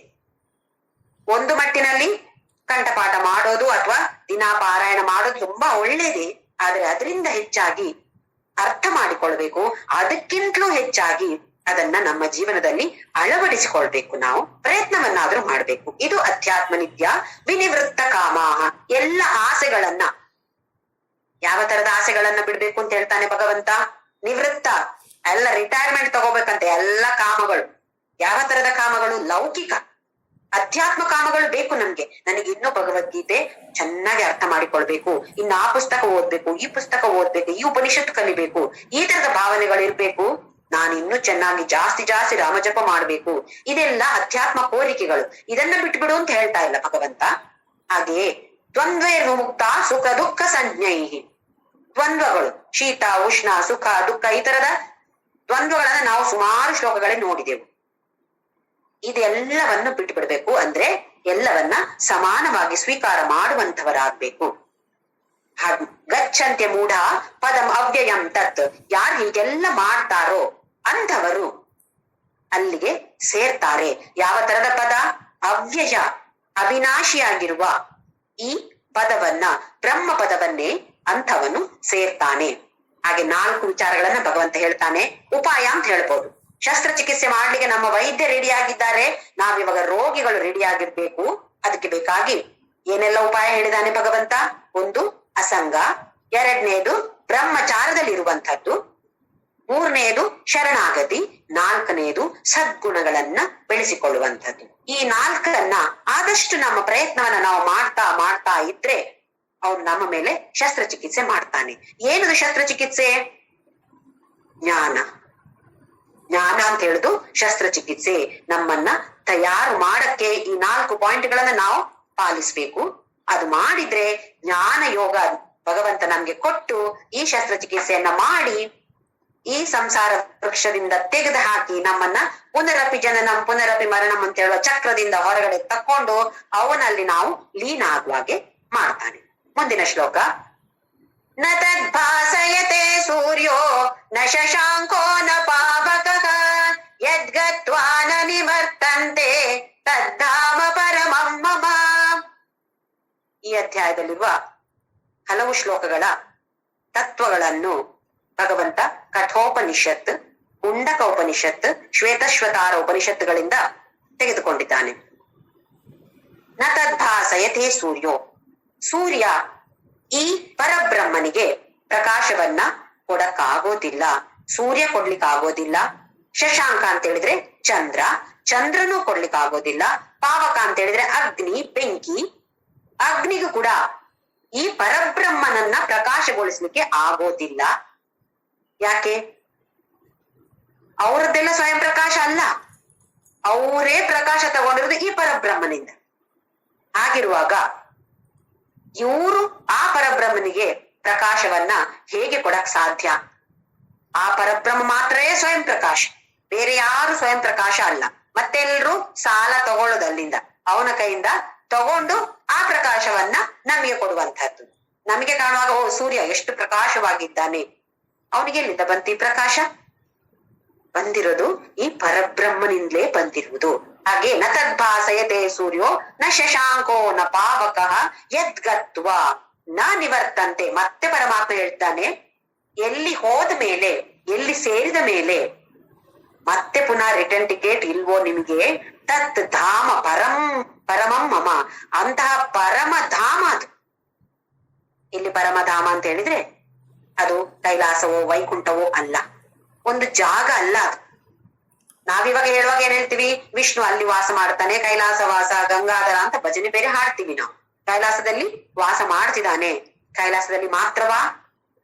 ಅಲ್ಲ, ಕೈಲಾಸದಲ್ಲಿಯೂ ಇದ್ದಾನೆ, ಎಲ್ಲ ಕಡೆ ಇದ್ದಾನೆ ಅಂತ ಹೇಳಿದ್ರೆ ಕೈಲಾಸದಲ್ಲಿ ಕೂಡ ಇದ್ದಾನೆ. ಹಾಗಾದ್ರೆ ಭಗವಂತ ಯಾವುದರ ಬಗ್ಗೆ ಪರಮಧಾಮ ಅಂತ ಹೇಳ್ತಿದ್ದಾನೆ ಅಂದ್ರೆ 7ನೇ ಅಧ್ಯಾಯದಲ್ಲಿ ಭೂಮಿರಾಪೋ ನಲೋ ವಾಯು ಕಮ್ಮನೋ ಬುದ್ಧಿರೇವಚ ಅಹಂಕಾರ ಇತಿ ಯಮ್ಮೆ ಭಿನ್ನ ಪ್ರಕೃತಿರಷ್ಟದ ಅಪರೇಯ ಮಿತಸ್ತ್ವನ್ಯಾಂ ಪ್ರಕೃತಿಂ ವಿದ್ಧಿ ಮೇ ಪರಾಮ್ ಅಂತ. ನನ್ನ ದೇಹ ಅಂತ ಹೇಳುದು ಅಥವಾ ಈ ಪಂಚಭೂತಗಳಿಂದ ಮಾಡಿರುವಂತಹ ನನ್ನ ದೇಹ ಅಥವಾ ಮನಸ್ಸು ಅಹಂಕಾರ ಇದೆಲ್ಲವೂ ಇದು ನನ್ನ ಅಪರ ಪ್ರಕೃತಿ ಅಥವಾ ನೀಚ ಪ್ರಕೃತಿ. ಇನ್ನೊಂದು ಪರ ಪ್ರಕೃತಿ ಇದೆ, ಅದೇನು? ಅದು ಈ ಪರಬ್ರಹ್ಮ ಅಂತ ಹೇಳುದು ಅಥವಾ ಆತ್ಮ ಅಂತ ಹೇಳುದು ನನ್ನ ಪರ ಪ್ರಕೃತಿ ಅಂತ ಭಗವಂತ ಹೇಳಿದ್ದಾನೆ. ಹಾಗೆ ಇಲ್ಲಿ ನನ್ನ ಪರಮಧಾಮ ಅಂತ ಹೇಳಿದ್ರೆ ಈ ದೇಹ ಅಲ್ಲ, ನನ್ನ ಪರ ಪ್ರಕೃತಿಯೇ ನನ್ನ ಪರಮಧಾಮ. ನಮ್ಗೆ ಏನಾಗತ್ತೆ ಅಂತ ಹೇಳಿದ್ರೆ, ನಾವು ಸತ್ತು ಹೋದ್ಮೇಲೆ ಎಲ್ಲೋ ಹೋಗಿ ಭಗವಂತನನ್ನ ಸೇರ್ಕೊಳ್ಳೋದು ಅಂತ ಹೇಳೋ ಒಂದು ಭಾವನೆ. ಯಾಕೆ ಅಂತ ಹೇಳಿದ್ರೆ ಸಿನಿಮಾಗಳಲ್ಲೆಲ್ಲ ತೋರಿಸ್ತಾರೆ ನೋಡಿ, ಯಾರಾದ್ರೂ ಸತ್ತು ಹೋದ್ರೆ ಏನ್ ತೋರಿಸ್ತಾರೆ? ಅಲ್ಲಿ ಶವವನ್ನು ತೋರಿಸ್ತಾರೆ, ಅಲ್ಲಿ ಅವನ ಹೃದಯದಿಂದ ಅಥವಾ ಅವಳ ಯಾವರೇ ಇರ್ಲಿ ಒಂದು ಹೃದಯದಿಂದ ಒಂದು ದೀಪವನ್ನ, ಒಂದು ಜ್ಯೋತಿಯನ್ನ ತೋರಿಸ್ತಾರೆ. ಅದು ಮೇಲಕ್ಕೆ ಮೇಲಕ್ಕೆ ಮೇಲಕ್ಕೆ ಹೋಗಿ ಆಮೇಲೆ ಅಲ್ಲಿ ಸೇರಿಕೊಳ್ಳತ್ತೆ ಅಂತ ಹೇಳಿ. ನಮ್ಗೆ ಇದೊಂದು ತಪ್ಪು ಕಲ್ಪನೆ. ಓ ಇಲ್ಲಿಂದ ಹೀಗೆ ಹೋಗಿ ಅಲ್ಲಿ ಹೋಗಿ ಎಲ್ಲೋ ಹೋಗಿ ಸೇರೋದು ಆಕಾಶದಲ್ಲಿ ಅಂತ ಹೇಳಿ. ಏನ್ ಅಲ್ಲಿರೋದು ಭಗವಂತ? ಅಲ್ಲಿಯೂ ಇದ್ದಾನೆ, ಇಲ್ಲಿಯೂ ಇದ್ದಾನೆ ಅಂತ ಹೇಳಿದ್ರೆ ದೇಹದಲ್ಲಿರುವಾಗ್ಲೇ ನಾನು ಈ ದೇಹ ಅಲ್ಲ, ನಾನು ಈ ಪರಮಾತ್ಮ ಅಂತ ಹೇಳುವ ಭಾವನೆ ಅನುಭೂತಿ ಯಾದಾಗ ಐಕ್ಯವಾಗ್ಬಿಡತ್ತೆ. ಜೀವಾತ್ಮ ಪರಮಾತ್ಮ ಐಕ್ಯವಾಗ್ಬಿಡೋದು. ಸತ್ತ ಮೇಲೆ ದೀಪ ಹೋಗೋದಲ್ಲ, ಜ್ಯೋತಿ ಹೋಗೋದಲ್ಲ. ಬದುಕಿರುವಾಗ್ಲೇ, ದೇಹದಲ್ಲಿ ಇರುವಾಗ್ಲೇ ಈ ಅನುಭೂತಿಯನ್ನ ಪಡೆದಾಗ ಅಂತಹ ಜ್ಞಾನಿ ಪರಮಾತ್ಮನಾಗ್ತಾನೆ, ಪರಮಾತ್ಮನಲ್ಲಿ ಐಕ್ಯನಾಗ್ತಾನೆ. ಆ ದೇಹದಲ್ಲಿ ಇನ್ನೂ ಇರ್ತಾನೆ. ಯಾಕೆ ಅಂತ ಹೇಳಿದ್ರೆ ಅವನ ಪ್ರಾರಬ್ಧ ಕರ್ಮ 0 ಆಗೋ ತನಕ, ಶೂನ್ಯ ಆಗೋ ತನಕ ದೇಹದಲ್ಲಿ ಇರ್ಲೇಬೇಕು. ಇದು ನಾವು ತಿಳಿದುಕೊಂಡಿದ್ದೇವೆ. ಹಾಗಾಗಿ ಇಲ್ಲಿ ಪರಮಧಾಮ ಅಂತ ಹೇಳಿದ್ರೆ ಆ ಪರಬ್ರಹ್ಮ ತತ್ವ. ಯಾರು ಇದನ್ನ ತಿಳಿದುಕೊಳ್ತಾರೋ, ಯಾರಿದರ ಅನುಭವನ್ನ ಪಡಿತಾರೋ, ಅನುಭೂತಿಯನ್ನ ಪಡಿತಾರೋ ಅಂತಹವರಿಗೆ ಯದ್ಗತ್ವ ನ ನಿವರ್ತಂತೆ, ಮತ್ತೆ ಪುನಃ ಅವರು ಬರೋದಿಲ್ಲ. ಇದನ್ನ ಭಗವಂತ ಈ 6ನೇ ಶ್ಲೋಕದಲ್ಲಿ ತಿಳಿಸಿಕೊಡ್ತಾನೆ. ಇನ್ನು 7ನೇ ಶ್ಲೋಕದಿಂದ 11ನೇ ಶ್ಲೋಕದವರೆಗೆ ಭಗವಂತ ಇಡೀ ಪ್ರಪಂಚವೇ ನಾನೇ, ಇನ್ನು ಬೇರೆ ಯಾರು ಇಲ್ಲ, ಇಲ್ಲಿ ಇರೋದೆಲ್ಲ ನಾನೇ ಅಂತ ಭಗವಂತ ತಿಳಿಸಿಕೊಡ್ತಾನೆ. ಈ ಕೆಲವು ಶ್ಲೋಕಗಳು ಅತ್ಯಂತ ಕುತೂಹಲವನ್ನ ಮೂಡಿಸುವಂತಹ ಶ್ಲೋಕಗಳು, ಅದ್ಭುತವಾದ ಶ್ಲೋಕಗಳು. 7ನೇ ಶ್ಲೋಕ. ಮಮೈವಾಂಶೋ ಜೀವಲೋಕೆ ಜೀವಭೂತ ಸನಾತನಃ ಮನಃಷ್ಠಾನೀಂದ್ರಿಯಾಣಿ ಪ್ರಕೃತಿ ಸ್ಥಾನಿ ಕರ್ಷತಿ. ಮಮ ಏವ ಅಂಶ ಜೀವಲೋಕ ಜೀವಭೂತ ಸನಾತನ. ಸನಾತನವಾದ ಈ ಜೀವಲೋಕ ನನ್ನ ಒಂದು ಅಂಶ ಅಂತ ಹೇಳ್ತಾನೆ ಭಗವಂತ. ಇಲ್ಲಿ ಅಂಶ ಅಂತ ಹೇಳಿದ್ರೆ ಏನು ಅಂತ ನೋಡೋಣ. ನಾವು ಭಗವಂತ ಎಲ್ಲ ಕಡೆ ಸರ್ವವ್ಯಾಪಿ ಆಗಿದ್ದಾನೆ ಅಂತ ತಿಳ್ಕೊಂಡಿದ್ದೇವೆ. ಹೇಗೆ ಆಕಾಶ ಇದೆಯೋ, ನೀಲಿಯಾದ ಆಕಾಶ ಅಲ್ಲ, ಈ ತರ ಇರುವಂತಹ ಜಾಗ, ಖಾಲಿ ಅಂದ್ರೆ ಸ್ಪೇಸ್ ಅಂತ ಹೇಳ್ತೀವಲ್ಲ, ಅದು ಆಕಾಶ. ಇದು ನಾವು 13ನೇ ಅಧ್ಯಾಯದಲ್ಲಿ ನೋಡಿದೆವು. ಇದನ್ನ ನಾವು ಬೇರೆ ಬೇರೆ ಭಾಗಗಳಾಗಿ ಮಾಡಕ್ಕ ಸಾಧ್ಯವೇ ಇಲ್ಲ, ವಿಭಾಗಿಸಕ್ಕೆ ಸಾಧ್ಯವೇ ಇಲ್ಲ. ಹಾಗಾದ್ರೆ ಇಲ್ಲಿ ಅಂಶ ಅಂತ ಏನ್ ಹೇಳ್ತಾನೆ ಭಗವಂತ? ಅವನ ಅಂಶ ನಾವು ಅಂತ ಹೇಳಿದ್ರೆ ಜೀವಲೋಕ ಅಂತ ಹೇಳಿದ್ರೆ ಇಲ್ಲಿರುವಂತಹ ಎಲ್ಲ ಜೀವಿಗಳು. ಇಲ್ಲಿ ಅಂಶ ಅಂತ ಹೇಳಿದ್ರೆ ತಿಳಿದುಕೊಳ್ಬೇಕಾದಂತ ವಿಷಯ ನಾವಿಲ್ಲಿ ಪರಮಾತ್ಮ ಅಂತ ಹೇಳುದು ನಾವು ಮೂಲ ಆತ್ಮ ಅಥವಾ ಮೂಲ ಚೇತನ ಅಂತ ತಿಳ್ಕೊಳ್ಳೋಣ. ಮೂಲ ಚೇತನ ಇದು ಪುರುಷ. ಇನ್ನು ಪ್ರಕೃತಿ ಇರ್ಬೋದು.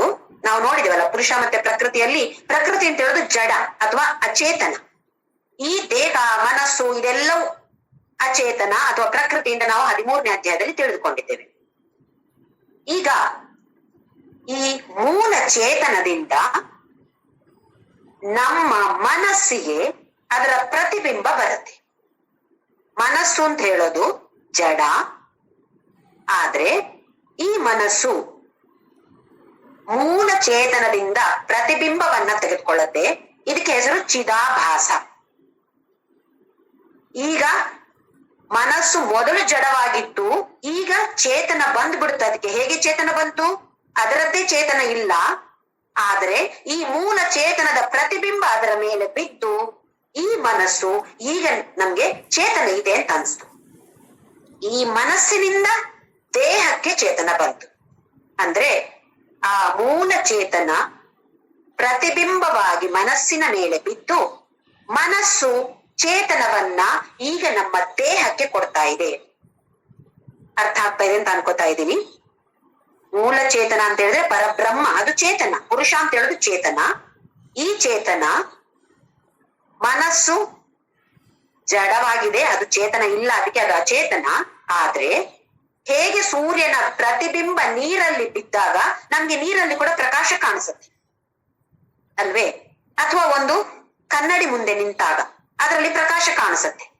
ಅದು ನಿಜವಾದ ಪ್ರಕಾಶ ಅಲ್ಲ, ಕನ್ನಡಿಯಲ್ಲಿ ಇರುವಂತದ್ದು ನಿಜವಾದ ಪ್ರಕಾಶ ಅಲ್ಲ. ಈಗ ನಾವು ನಿಲ್ತೇವೆ ಕನ್ನಡಿ ಮುಂದೆ, ನಮ್ಮ ಕಾಣಿಸುತ್ತೆ ನಮಗೆ, ಅದು ನಿಜವಾಗಿ ನಾವಾ? ಅಲ್ಲ, ನಮ್ಮ ಪ್ರತಿಬಿಂಬ ಅಲ್ಲಿ.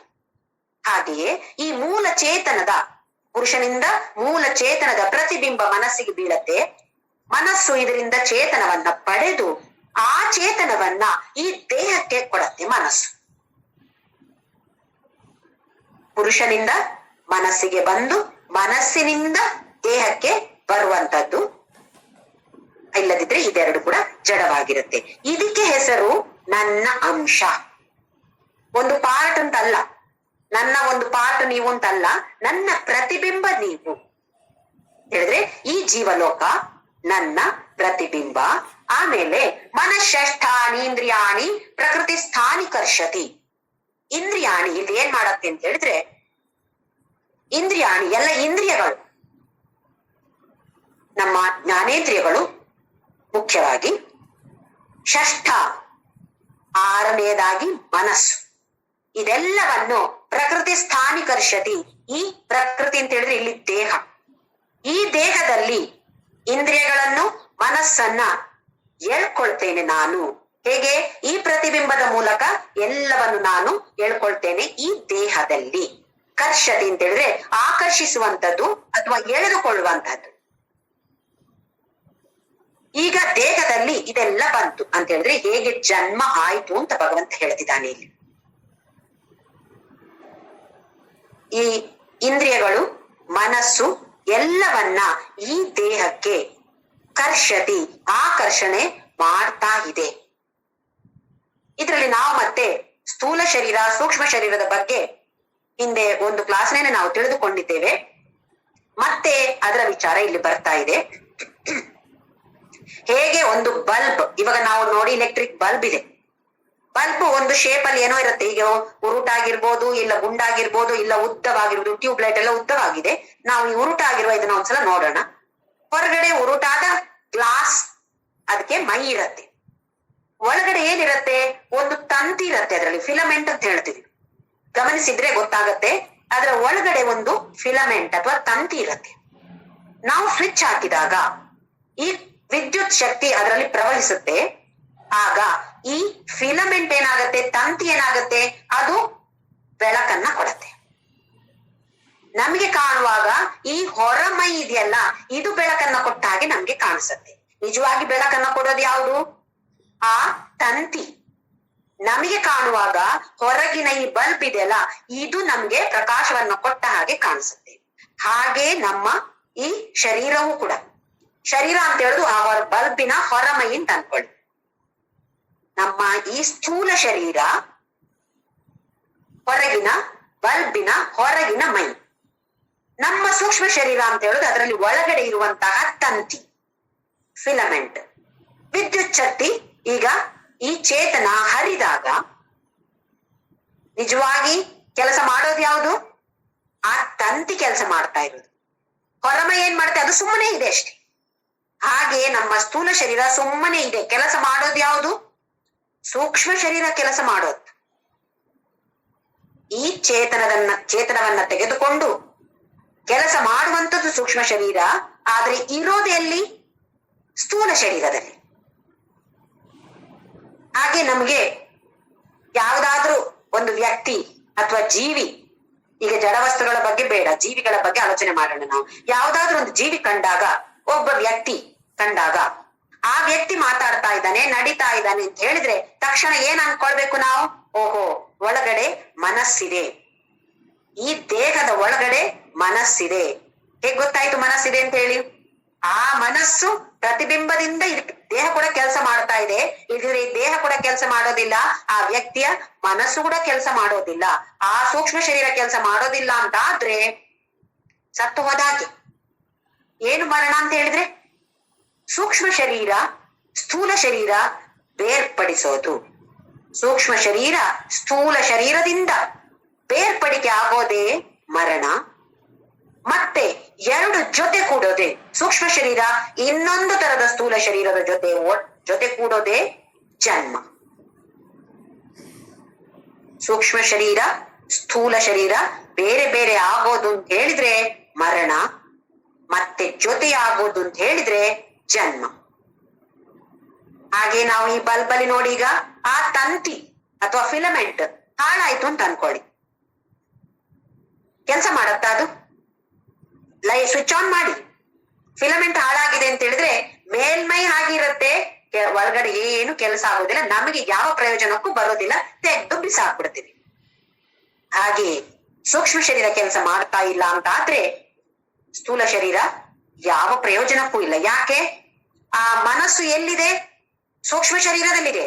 ಆ ಮನಸ್ಸೇ ಪ್ರತಿಬಿಂಬವನ್ನ, ಚೇತನದ ಪ್ರತಿಬಿಂಬದಿಂದ ದೇಹಕ್ಕೆ ಕೊಡುವಂತದ್ದು. ಇಲ್ಲದಿದ್ರೆ ದೇಹಕ್ಕೆ ಪ್ರತಿಬಿಂಬ ಸಿಗೋದಿಲ್ಲ. ದೇಹಕ್ಕೆ ಪ್ರತಿಬಿಂಬ, ಚೇತನದ ಪ್ರತಿಬಿಂಬ ಸಿಗೋದು ಮನಸ್ಸಿನ ಮೂಲಕ ಮಾತ್ರ. ಆ ಚೇತನ, ಪುರುಷನಿಂದ ಬರುವಂತಹ ಚೇತನ ಮನಸ್ಸಿಗೆ ಪ್ರತಿಬಿಂಬಗೊಂಡು ಆ ಮನಸ್ಸಿನಿಂದ ಮತ್ತೆ ದೇಹಕ್ಕೆ ಕೂಡ ಬರುವಂತದ್ದು. ಹಾಗಾಗಿ ಸೂಕ್ಷ್ಮ ಶರೀರ ಏನೆಲ್ಲ ಇದೆ ಅದರಲ್ಲಿ ಭಾಗಗಳು? ಜ್ಞಾನೇಂದ್ರಿಯಗಳ 5, ಕರ್ಮೇಂದ್ರಿಯಗಳ 5, ವಾಯುಗಳು, ಪಂಚ ಪ್ರಾಣ ವಾಯು ಅಂತ ಹೇಳ್ತೀವಲ್ಲ ಅದು 5, ಆಮೇಲೆ ಅಂತಃಕರಣ ಅಂತ ಹೇಳುವ 4, ಮನಸ್ಸು, ಬುದ್ಧಿ, ಅಹಂಕಾರ, ಚಿತ್ತ, ಇದು 4. ಇದು 4 ಒಟ್ಟಾಗಿ 19 ಭಾಗಗಳು ಇವೆ. ಅದರಲ್ಲಿ ಮನಸ್ಸು ಇದೆ. ಹಾಗೆ ಈ ಮನಸ್ಸು ಕೆಲಸ ಮಾಡ್ತಾ, ಸೂಕ್ಷ್ಮ ಶರೀರ ಕೆಲಸ ಮಾಡ್ತಾ ಇಲ್ಲ ಅಂತ ಹೇಳಿದ್ರೆ ಆ ಪ್ರತಿಬಿಂಬ ಮನಸ್ಸಿನ ಮೇಲೆ ಬೀಳ್ತಾ ಇಲ್ಲ. ಮನಸ್ಸಿನ ಮೇಲೆ ಪ್ರತಿಬಿಂಬ ಇಲ್ಲ ಅಂತ ಹೇಳಿದ್ರೆ ದೇಹಕ್ಕೂ ಚೇತನ ಇಲ್ಲ, ದೇಹ ಕೂಡ ತಣ್ಣಗಾಗೋಗ್ಬಿಡತ್ತೆ. ಇದಕ್ಕೆ ಹೆಸರು ಮರಣ ಅಂತ ಹೇಳಿ. ಹಾಗೆ ಇಲ್ಲಿ ಭಗವಂತ ಏನ್ ಹೇಳ್ತಿದ್ದಾನೆ? ಮನಃಷ್ಠಾನೀಂದ್ರಿಯಾಣಿ ಪ್ರಕೃತಿ ಸ್ಥಾನಿ ಕರ್ಷತಿ. ಈ ದೇಹದಲ್ಲಿ ಇದೆಲ್ಲ ಸೂಕ್ಷ್ಮ ಶರೀರ ಇದ್ದುಕೊಂಡು ಕೆಲಸ ಮಾಡ್ತಾ ಇದೆ. ಇದೆಲ್ಲವೂ ನನ್ನ ಅಂಶ. ಅಂಶ ಅಂತ ಹೇಳಿದ್ರೆ ಪಾರ್ಟ್, ಭಾಗ ಅಂತ ಅನ್ಕೋಬಾರ್ದು. ಇದು ನನ್ನ ಪ್ರತಿಬಿಂಬ. ಮುಂದಿನ ಶ್ಲೋಕದಲ್ಲಿ ಭಗವಂತ ಏನ್ ಹೇಳ್ತಾನ ನೋಡೋಣ. ಶರೀರಂ ಯದವಾಪ್ನೋತಿ ಯಚ್ಚಾಪ್ಯುತ್ಕ್ರಾಮತೀಶ್ವರಃ ಗೃಹೀತ್ವೈತಾನಿ ಸಂಯಾತಿ ವಾಯುರ್ಗಂಧಾನಿ ವಾಶಯಾತ್. ಈ ಶರೀರವನ್ನ ಪಡೆದುಕೊಳ್ತೇವೆ. ಈಗ ನೋಡಿದೆವು ಸೂಕ್ಷ್ಮ ಶರೀರ ಸ್ಥೂಲ ಶರೀರವನ್ನ ಸೇರಿಕೊಳ್ಳುವಂತಹದ್ದು ಜನ್ಮ. ಆಮೇಲೆ ಯಚ್ಚಾಪ್ಯುತ್ಕ್ರಾಮತಿ, ಉತ್ಕ್ರಾಮತಿ ಅಂತ ಹೇಳಿದ್ರೆ ಮತ್ತೆ ಬಿಟ್ಟು ಹೋಗೋದು ಅಂತ ಹೇಳಿದ್ರೆ ಸಾವು. ಮರಣದ ಬಗ್ಗೆ ಭಗವಂತ ಹೇಳ್ತಿದ್ದಾನೆ. ಇಲ್ಲಿ ಈಶ್ವರ ಅಂತ ಹೇಳಿದ್ರೆ ಆ ಸೂಕ್ಷ್ಮ ಶರೀರವನ್ನ ಭಗವಂತ ಈಶ್ವರ ಅಂತ ಹೇಳ್ತಿದ್ದಾನೆ. ಯಾಕೆಂದ್ರೆ ಅದೇ ಕಂಟ್ರೋಲರ್. ಈ ಸ್ಥೂಲ ಶರೀರ ಏನು ಮಾಡೋದಿಲ್ಲ, ಅದೊಂದು ರೆಂಟಿಗೆ ತಕೊಂಡ ಮನೆ ಅಷ್ಟೇ, ಏನು ಮಾಡೋದಿಲ್ಲ, ಕೆಲಸ ಏನು ಮಾಡೋದಿಲ್ಲ. ಅದು ಮಾಡೋದೆಲ್ಲ ಸೂಕ್ಷ್ಮ ಶರೀರವೇ ಮಾಡ್ತಾ ಇರೋದು. ಗೃಹೀತ್ವೈತಾನಿ ಸಂಯಾತಿ ವಾಯುರ್ಗಂಧ ನಿವಾಶಯಾತ್. ಇವಾಗ ಯಾರಾದ್ರೂ ಮಲ್ಲಿಗೆ ಮಾಲೆ ಜಡೆಯಲ್ಲಿ ಮುಡ್ಕೊಂಡ್ ಬಂದ್ರೆ, ತಲೆಯಲ್ಲಿ ಮುಡ್ಕೊಂಡ್ ಬಂದ್ರೆ, ಅವ್ರಷ್ಟು ದೂರದಿಂದ ಬರುವಾಗ್ಲೇ ಘಮ ಘಮ ಬರ್ತಾ ಇರುತ್ತೆ. ಯಾರು ಮಲ್ಲಿಗೆ ಮುಡ್ಕೊಂಡ್ ಬಂದಿದ್ದಾರೆ ಒಂಥರ ತಲೆ ತಿರುಗಿಸಿ ನೋಡ್ತಾ ಇರ್ತೀವಿ ನಾವು. ಯಾಕೆ? ಅಷ್ಟು ಒಳ್ಳೆಯ ಸುವಾಸನೆ, ಸುಗಂಧ. ಏನಾಗ್ತಾ ಇದೆ? ಇಲ್ಲಿ ಒಂದು ಮಲ್ಲಿಗೆ ಅಂತ ಹೇಳುವ ವಸ್ತು ಇದೆ, ಒಂದು ಹೂವಿದೆ. ಗಾಳಿ ಆ ಹೂವಿನ ಸುಗಂಧವನ್ನ ತೆಗೆದುಕೊಂಡು, ಹೂವನ್ನ ತೆಗೆದು ಹೋಗ್ತಾ ಇಲ್ಲ ಗಾಳಿ, ಆ ಹೂವಿನಲ್ಲಿರುವ ಸುಗಂಧವನ್ನ ತೆಗೆದುಕೊಂಡು ಮುಂದಕ್ಕೆ ಮುಂದಕ್ಕೆ ಸಾಗ್ತಾ ಇದೆ ವಾಯು. ಸುಗಂಧ ಕಾಣಿಸುತ್ತಾ? ಅಥವಾ ಮುಟ್ಟಿ ನಮಗೆ ಗೊತ್ತಾಗತ್ತಾ ಸುಗಂಧ? ಸುಗಂಧವನ್ನ ನಾವು ವಾಸನೆ ಮಾತ್ರ ತಗೊಳ್ಬಹುದು, ಹೂವನ್ನ ಮುಟ್ಟಬಹುದು, ಸುವಾಸನೆಯನ್ನ ಮುಟ್ಟೋಕೆ ಸಾಧ್ಯ ಇಲ್ಲ, ಕಾಣಿಸೋದು ಇಲ್ಲ. ಆದ್ರೆ ವಾಯು ಅದನ್ನ ತಗೊಂಡು ಹೋಗ್ತಾ ಇರ್ತಾನೆ. ಹಾಗೆಯೇ ನಮ್ಮ ಸ್ಥೂಲ ಶರೀರವನ್ನ ಈ ಹೂವಿಗೆ ಭಗವಂತ ಹೋಲಿಸಿದ್ದಾನೆ. ಅದರ ಒಳಗಿರುವಂತಹ ವಾಸನೆ ಈ ಸೂಕ್ಷ್ಮ ಶರೀರ. ಭಗವಂತ ಇಲ್ಲಿ ಏನ್ ಹೇಳ್ತಿದ್ದಾನೆ ಅಂತ ಹೇಳಿದ್ರೆ, ಹೇಗೆ ವಾಯು ಆ ಗಂಧವನ್ನ ತೆಗೆದುಕೊಂಡು ಮುಂದಕ್ಕೆ ಹೋಗ್ತಾನೋ ಹಾಗೆಯೇ ನಮ್ಮ ಸೂಕ್ಷ್ಮ ಶರೀರ ಈ ಸ್ಥೂಲ ದೇಹವನ್ನ ತಗೊಂಡು ಹೋಗೋದಿಲ್ಲ, ಸೂಕ್ಷ್ಮ ಶರೀರವನ್ನ ಮಾತ್ರ ತೆಗೆದುಕೊಂಡು ಮುಂದಕ್ಕೆ ಮುಂದಕ್ಕೆ ಸಾಕ್ತಾ ಇರ್ತೇವೆ ನಾವು. ಸೂಕ್ಷ್ಮ ಶರೀರ ಕಾಣಿಸತ್ತಾ? ಸ್ಥೂಲ ಶರೀರ ಕಾಣಿಸುತ್ತೆ, ಸೂಕ್ಷ್ಮ ಶರೀರ ಕಾಣಿಸೋದಿಲ್ಲ. ಆದ್ರೆ ಮುಂದಕ್ಕೆ ಪ್ರಯಾಣ ಮಾಡಿದಾಗ ನಾವು ಈ ದೇಹ ನಾಶವಾಗಿ ಇನ್ನೊಂದು ಸತ್ತೋದಾಗ ಇನ್ನೊಂದು ದೇಹವನ್ನ ನಾವು ಪಡಿತೇವೆ. ಈ ಸೂಕ್ಷ್ಮ ಶರೀರವನ್ನ ಮಾತ್ರ ತೆಗೆದುಕೊಂಡು ನಾವು ಮುಂದಕ್ಕೆ ಹೋಗ್ತಾ ಇರ್ತೇವೆ. ಹೇಗೆ ಹೋಗ್ತೀವಿ ಮುಂದಕ್ಕೆ? ಯಾವಾಗ ಮತ್ತೆ ಹುಟ್ಟುತ್ತೀವಿ? ಇದೆಲ್ಲ ನಮ್ಮ ಕರ್ಮ ಫಲಗಳ ಮೇಲೆ ಹೊಂದಿಕೊಂಡಿದೆ. ಯಾವ ತರದ ಕರ್ಮಗಳನ್ನ ನಾವು, ವಾಸನೆಗಳನ್ನ, ಸಂಸ್ಕಾರಗಳನ್ನ ನಾವು ತಲೆಯಲ್ಲಿ ಹೊತ್ಕೊಂಡು ಹೋಗ್ತಾ ಇದೀವೋ, ಆ ಸೂಕ್ಷ್ಮ ಶರೀರದಲ್ಲಿ ಯಾವುದನ್ನು ಹೊತ್ಕೊಂಡು ಹೋಗ್ತಾ ಇದೀವೋ ಅದರ ಮೇಲೆ ಹೊಂದಿಕೊಂಡು ನಮ್ಮ ಮುಂದಿನ ಮತ್ತೆ ಜನ್ಮ ಇರತ್ತೆ. ಹೀಗಿದ್ದಾಗ ನಾವು ಈ ದೇಹಕ್ಕೆ ಎಷ್ಟೊಂದು ಪ್ರಾಮುಖ್ಯತೆಯನ್ನು ಕೊಡ್ತಾ ಇದ್ದೇವೆ. ಸೂಕ್ಷ್ಮ ಶರೀರ, ನಮ್ಮ ಇಂದ್ರಿಯಗಳು ಬಹುಶಃ ನಮ್ಮ ಹೆಚ್ಚು ಕಂಟ್ರೋಲ್ ನಮ್ಮ ವಶದಲ್ಲಿ ಇಲ್ಲ. ಇದೆ. ಈಗ ಕೇಳೋದು, ಒಂದು ಟಿವಿಯಲ್ಲಿ ಏನೋ ನಡೀತಾ ಇದೆ ಅಥವಾ ಅಲ್ಲಿ ಏನೋ ಜಗಳ ಆಗ್ತಾ ಇದೆ, ಅದನ್ನು ಕೇಳ್ಬೋದು. ಇಲ್ಲ ಸತ್ಸಂಗದಲ್ಲಿ ಏನೋ ಭಗವದ್ಗೀತೆ ಬಗ್ಗೆ ಹೇಳ್ತಾ ಇದ್ದಾರೆ, ಅದನ್ನು ಕೇಳ್ಬೋದು. ಇದು ನನಗೆ ಬಿಟ್ಟದ್ದು. ಯಾವುದನ್ನ ನಾನು ಕೇಳಬೇಕು, ಯಾವುದು ಕೇಳಬಾರ್ದು, ಇದು ನನ್ನ ಫ್ರೀ ವಿಲ್, ಇದು ನನ್ನ ಸ್ವ ಇಚ್ಛೆಯಿಂದ ನಾನು ಮಾಡುವಂತಹದ್ದು. ಹಾಗಾದ್ರೆ ಎಲ್ಲವೂ ಕೂಡ ಅದೆಲ್ಲ ದೇವರೇ ಮಾಡೋದು? ಖಂಡಿತವಾಗಿಯೂ ಅಲ್ಲ. ಇದು ನಾವೇ ಮಾಡಿಕೊಳ್ಳುವಂಥದ್ದು. ಇಂದ್ರಿಯಗಳು ಒಂದು ಮಟ್ಟಿಗೆ ನಮ್ಮ ವಶದಲ್ಲಿವೆ, ಇನ್ನೊಂದು ದೃಷ್ಟಿಯಿಂದ ನೋಡಿದ್ರೆ ವಶದಲ್ಲಿ ಇಲ್ಲ. ಆದ್ರೆ ಈ ಅಂತಃಕರಣ, ಮನಸ್ಸು ಅಥವಾ ಸ್ಮರಣೆ ಅಂದ್ರೆ ಈ ಮೆಮರಿ, ಸ್ಮೃತಿ ಅಂತ ಹೇಳ್ತೀವಲ್ಲ, ಇದೆಲ್ಲ ನಮ್ಮ ಕಂಟ್ರೋಲ್ ಅಲ್ಲಿ ಇದೆ. ಇದನ್ನ ನಾವು ಕಂಟ್ರೋಲ್ ಇಟ್ಟುಕೊಳ್ಬೇಕು. ಈಗ ಏನಾಗಿದೆ, ಏನಿದೆ ನಮ್ಮ ಸ್ಮೃತಿಯಲ್ಲಿ? ಯಾವಾಗ್ಲೂ ನೋಡಿ, ಒಂದ್ಸಲ ಆಲೋಚನೆ ಮಾಡಿ, ನನ್ನ ನೆನಪಲ್ಲಿ ಏನೆಲ್ಲ ಇದೆ, 50 ವರ್ಷಗಳ ಹಿಂದೆ, 40 ವರ್ಷಗಳ ಹಿಂದೆ, 30 ವರ್ಷಗಳ ಹಿಂದೆ ಏನೆಲ್ಲ ನಡೀತೋ, ಏನು ನೆನಪಿದೆ ನೋಡ್ಕೊಳ್ಳಿ. ಯಾವುದೇ ಒಂದು ಸುಖದ ಸನ್ನಿವೇಶಗಳು ನಮ್ಗೆ ನೆನಪು ಬರೋದಿಲ್ಲ. ದುಃಖದ ಸನ್ನಿವೇಶಗಳು, ಕೆಟ್ಟದಾದ ಸನ್ನಿವೇಶಗಳು, ನಮ್ಮನ್ನು ಯಾರೋ ಅಪಮಾನಿಸಿದ ಸನ್ನಿವೇಶಗಳು, ನಮ್ಮನ್ನು ಬೈದ ಸನ್ನಿವೇಶಗಳು, ಅಥವಾ ಯಾವುದೋ ಆಕ್ಸಿಡೆಂಟ್ ಆದದ್ದು, ಇದೆಲ್ಲ ನಮ್ಗೆ ಮರ್ತೇ ಹೋಗೋದಿಲ್ಲ. ಯಾಕೆ? ಅಷ್ಟು ಆಳವಾಗಿ ಅದರ ಬಗ್ಗೆ ಆಲೋಚನೆ ಮಾಡಿ ಅದರ ಮೇಲೆ ಸಿಮೆಂಟ್ ಹಾಕಿ ಕೂರಿಸಿದ್ದೇವೆ ನಾವು. ಒಳ್ಳೆಯ ಸನ್ನಿವೇಶಗಳು, ಸುಖದ ಸನ್ನಿವೇಶಗಳು ಇದೇ ಹೆಚ್ಚು ನೆನಪಿರೋದಿಲ್ಲ ನಮ್ಗೆ. ನಮ್ಗೆ ಬೇಕು ಬೇಕು ಅಂತ ಇರೋದು ಸುಖ. ಆದ್ರೆ ಆ ಸುಖ ಬಂದಾಗ ಅದರ ಬಗ್ಗೆ ಆಮೇಲೆ ನಾವು ಯೋಚನೆ ಮಾಡೋದಿಲ್ಲ. ನಮ್ಗೆ ಎಷ್ಟು ಸುಖವನ್ನ ಭಗವಂತ ಕೊಟ್ಟಿದ್ದಾನೆ ಇಷ್ಟು ಸಮಯ, ಅದಿಲ್ಲ. ಈಗೇನೋ ಒಂದು ಸಣ್ಣ ದುಃಖ ಬಂದು, ದುಃಖಕ್ಕೆ ಕೊಟ್ಟ ಭಗವಂತ ನಂಗೆ, ಭಗವಂತ ಕೊಡೋದಲ್ಲ ಇದು. ಇದೆಲ್ಲ ನಾವು ಮಾಡಿಕೊಳ್ಳುವಂಥದ್ದು. ಇದೆಲ್ಲ ಸೂಕ್ಷ್ಮ ಶರೀರದಲ್ಲಿ ಇದೆ. ಇದೇ ಸೂಕ್ಷ್ಮ ಶರೀರವನ್ನ ನಾವು ತೆಗೆದುಕೊಂಡು ಮುಂದಕ್ಕೆ ಹೋಗ್ತೇವೆ. ಯಾವಾಗ, ಎಷ್ಟು ಸಮಯ ಇರ್ತೇವೆ ಅದು ಗೊತ್ತಿಲ್ಲ. ಅದಕ್ಕೆ ನಾವು ಯಾರಾದ್ರಿಗೆ ಶ್ರಾದ್ದ ಮಾಡೋರಿದ್ರೆ ಅವ್ರಿಗೆ ಗೊತ್ತಿರತ್ತೆ ನೋಡಿ. ಪಿಂಡ ಹಾಕಿದಾಗ 3 ತಲೆವರೆಗೆ ಪಿಂಡ ಹಾಕ್ತೇವೆ, 3 ತಲೆಮಾರಿಗೆ. ಈಗ ತಂದೆ ಶ್ರಾದ್ದ ಅಂತ ಹೇಳಿದ್ರೆ ತಂದೆ, ತಂದೆಯ ತಂದೆ, ತಂದೆಯ ತಂದೆ, ಅಂದ್ರೆ ನನ್ನ ಅಜ್ಜನ ತಂದೆ, ನನ್ನ ತಂದೆ, ನನ್ನ ಅಜ್ಜ, ನನ್ನ ಅಜ್ಜನ ತಂದೆ, 3 ತಲೆಮಾರುವರೆಗೆ ನಾವು ಹಾಕ್ತಿವಿ. ಯಾಕೆ 3 ತಲೆಮಾರುವರೆಗೆ ಹಾಕ್ತಿವಿ ಅಂತ ಹೇಳಿದ್ರೆ, ಅವರು ಸತ್ತು ಹೋಗಿದ್ದಾರೆ ಇಲ್ಲಿಂದ, ಅವರ ಸೂಕ್ಷ್ಮ ಶರೀರದಿಂದ ಬಿಟ್ಟು ಹೋಗಿದೆ, ಈ ದೇಹವನ್ನ ಸ್ಥೂಲ ಶರೀರವನ್ನ ಬಿಟ್ಟು ಹೋಗಿದೆ. ಮತ್ತೆ ಅವರು ಹುಟ್ಟಿದಾರೋ ಇಲ್ವೋ ಗೊತ್ತಿಲ್ಲ, ಹುಟ್ಟಿರ್ಲಬಹುದು, ಹುಟ್ಟಿಲ್ಲದೆ ಇರ್ಬೋದು ಅಲ್ವೇ. ಹಾಗಾಗಿ ಅವ್ರು ಇನ್ನೂ ಸೂಕ್ಷ್ಮ ಶರೀರದಲ್ಲಿ ಇದ್ರೆ ಅವರಿಗೆ ನಾನೊಂದು ನೆನಪು ಮಾಡಿ ಊಟವನ್ನ ಕೊಡುವಂತಹ ಒಂದು ಪದ್ಧತಿ ನಮ್ಮ ಸನಾತನ ಧರ್ಮದಲ್ಲಿದೆ. ನನ್ನ ತಂದೆ ಮಾತ್ರ ಅಲ್ಲ, ನನ್ನ ಅಜ್ಜ, ನನ್ನ ಅಜ್ಜನ ತಂದೆ ಎಲ್ಲರನ್ನು ಜ್ಞಾಪಿಸಿಕೊಂಡು ಅವರಿಗೊಂದು ಊಟವನ್ನ ಕೊಡುವಂತ. ಹಾಗಾದ್ರೆ ಅವ್ರು ಊಟ ಮಾಡ್ತಾರ? ಇದೆಲ್ಲ ಈ ತರದ ಪ್ರಶ್ನೆಗಳು, ನಮ್ಗೆ ಸಂಶಯಗಳು ನಮ್ಮನ್ನ ಕಾಡುತ್ತೆ. ಈ ಕಾಲ ಅಂತ ಹೇಳುದು, ಸಮಯ ಅಂತ ಹೇಳುದು ಒಂದೇ ತರದಲ್ಲಿ ಇರೋದಿಲ್ಲ. ಭೂಲೋಕದಲ್ಲಿ ಇದ್ದ ಸಮಯ ಇನ್ನೊಂದು ಲೋಕದಲ್ಲಿ ಅದೇ ಸಮಯ ಇರೋದಿಲ್ಲ. ಈಗ ನಮ್ಮ ಬೇರೆ ಬೇಡ ಸ್ವಪ್ನ ಲೋಕದಲ್ಲಿ ನೋಡೋಣ. ಇವಾಗ ನಾನು ಇವಾಗ ಮಧ್ಯಾಹ್ನ ಮಲ್ಕೊಂಡೆ, 10 ನಿಮಿಷ ಮಲ್ಕೊಂಡಿದ್ದೀನಿ. ಆದ್ರೆ ಒಂದು ಒಳ್ಳೆ ಸ್ವಪ್ನ ಬಂತು. ಏನು ಸ್ವಪ್ನ ಬಂತು? ನನ್ಗೆ ಅದರಲ್ಲಿ ಮದುವೆ ಆಯ್ತು, ಮಕ್ಳು ಹುಟ್ಟಿದ್ರು, ಮಕ್ಳಿಗೆ ಮದುವೆ ಆಯ್ತು, ಮಕ್ಳಿಗೆ ಮಕ್ಳು ಹುಟ್ಟಿದ್ರು, ಅಂದ್ರೆ ನನ್ಗೆ ಮೊಮ್ಮಕ್ಳು ಹುಟ್ಟಿದ್ರು. ಎಷ್ಟು ಹೊತ್ತು ಮಲಗಿದೆ? 10 ನಿಮಿಷ ಒಳ್ಳೆ ನಿದ್ದೆ ಬಂತು. ಆದ್ರೆ ಒಳ್ಳೆಯ ಕನಸು ಕೂಡ, ಸಿಹಿಯಾದ ಕನಸು ಬಂತು ಅಂತ ಹೇಳ್ತೀವಲ್ಲ ನಾವು. ಹಾಗಾದ್ರೆ 10 ನಿಮಿಷದಲ್ಲಿ ನನಗೆ ಮದುವೆ ಆಗಿ ಮಕ್ಕಳಾಗಿ, ಅವರಿಗೆ ಮದುವೆ ಆಗಿ ಮಕ್ಕಳು ಆಗ್ತಾರ? ಸ್ವಪ್ನದಲ್ಲಿರುವಂತಹ ಸಮಯವೇ ಬೇರೆ, ಭೂಲೋಕದಲ್ಲಿ ನಮ್ಮ ಎಚ್ಚರಿಕೆಯಲ್ಲಿದ್ದಾಗ ಇರುವಂತಹ ಸಮಯವೇ ಬೇರೆ, ಪಿತೃಲೋಕದಲ್ಲಿ ಸಮಯವೇ ಬೇರೆ. ಪಿತೃಲೋಕದಲ್ಲಿ ನಮಗೆ 1 ವರ್ಷ ಆದಾಗ ಅವರಿಗೆ 1 ದಿನ ಆಗದಂತೆ. ಹಾಗೆ ಬೇರೆ ಬೇರೆ ಸಮಯ ಇರುತ್ತೆ. ಹಾಗಾಗಿ ನಮ್ಮ ಸನಾತನ ಧರ್ಮ ಏನ್ ಹೇಳಿದೆ ಅಂತ ಹೇಳಿದ್ರೆ, 3 ಜನರೇಷನ್, 3 ಪೀಳಿಗೆಯವರಿಗೆ ನಾವು ಊಟವನ್ನ ದಿನ ಕೊಟ್ಟಾಗ ಆಗತ್ತೆ. ಅವ್ರು ಬದುಕಿ ಅಂತ ಹೇಳಿದ್ರೆ ಆಗಲ್ಲ. ಸೂಕ್ಷ್ಮ ಶರೀರದಲ್ಲಿ ಇನ್ನೂ ಇದಾರೋ ಅಥವಾ ಇನ್ನೊಂದು ಜನ್ಮವನ್ನು ಅವ್ರು ಪಡೆದಿದಾರೋ ಅದು ಗೊತ್ತಿಲ್ಲ. ಅದಕ್ಕೋಸ್ಕರ ಇದ್ರೆ ಅವ್ರು ಊಟ ಇಲ್ಲದೆ ಇರೋದು ಬೇಡ. ಅದಕ್ಕೋಸ್ಕರ ಪಿಂಡವನ್ನ ಕೊಡುವಂತಹದ್ದು, ಅರ್ಪಣೆ ಮಾಡುವಂತಹದ್ದು, ಇದು ನಮ್ಮ ಶ್ರಾದ್ದದಲ್ಲಿ ಬರುವಂತಹ ವಿಚಾರ. ಇನ್ನು ನಾವು ಈ ಸೂಕ್ಷ್ಮ ಶರೀರವನ್ನ ತೆಗೆದುಕೊಂಡು ಮುಂದಿನ ಯಾವ ತರದ ಜೀವನ ನಮ್ದಿರತ್ತೆ, ಇದೆಲ್ಲವನ್ನು ನಿರ್ಧಾರ ಮಾಡುವಂತದ್ದು ನಾವು ಹೊತ್ತುಕೊಂಡು ಹೋಗುವ ವಾಸನೆಗಳು, ಸಂಸ್ಕಾರಗಳು. ಏನಿಲ್ಲಿ ಸಂಸ್ಕಾರ ಅಂತ ಹೇಳಿದ್ರೆ, ಇದೇ ಸೂಕ್ಷ್ಮ ಶರೀರ.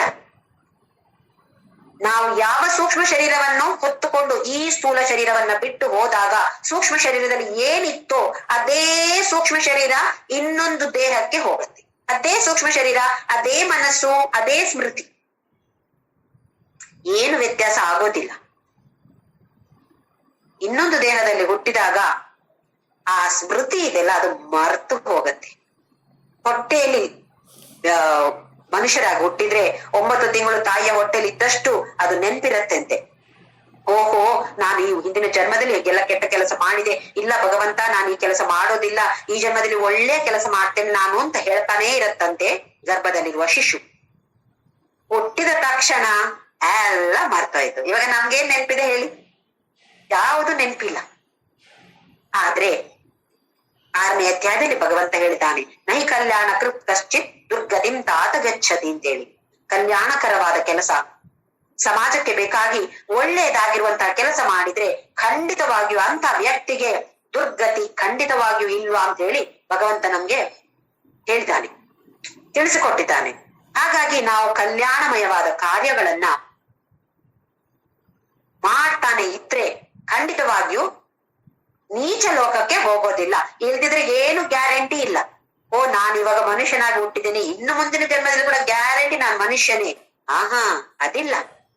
ಯಾವ ಒಂದು ನೀಚ ಯೋನಿಯಲ್ಲಿ ಹುಟ್ಟಬಹುದು ನಾವು, ಯಾವುದೇ ಪ್ರಾಣಿಯಾಗಿ ಹುಟ್ಟಬಹುದು, ಯಾವುದೇ ಸರ್ಪಗಳಾಗಿ ಹುಟ್ಟಬಹುದು, ಇಲ್ಲ ಒಂದು ಗಿಡವಾಗಿ ಕೂಡ ಹುಟ್ಟಬಹುದು. ಇದರ ಬಗ್ಗೆ ತುಂಬಾ ಕುತೂಹಲಕರವಾದ ವಿಚಾರಗಳು ಇನ್ನೂ ಇವೆ. 11ನೇ ಶ್ಲೋಕದವರೆಗೆ ಅತ್ಯಂತ ಸುಂದರವಾದ ಶ್ಲೋಕಗಳು. ಇದನ್ನ ಮತ್ತೆ ಮುಂದಿನ ವಾರದಲ್ಲಿ ನಾವು ತಿಳಿದುಕೊಳ್ಳೋಣ.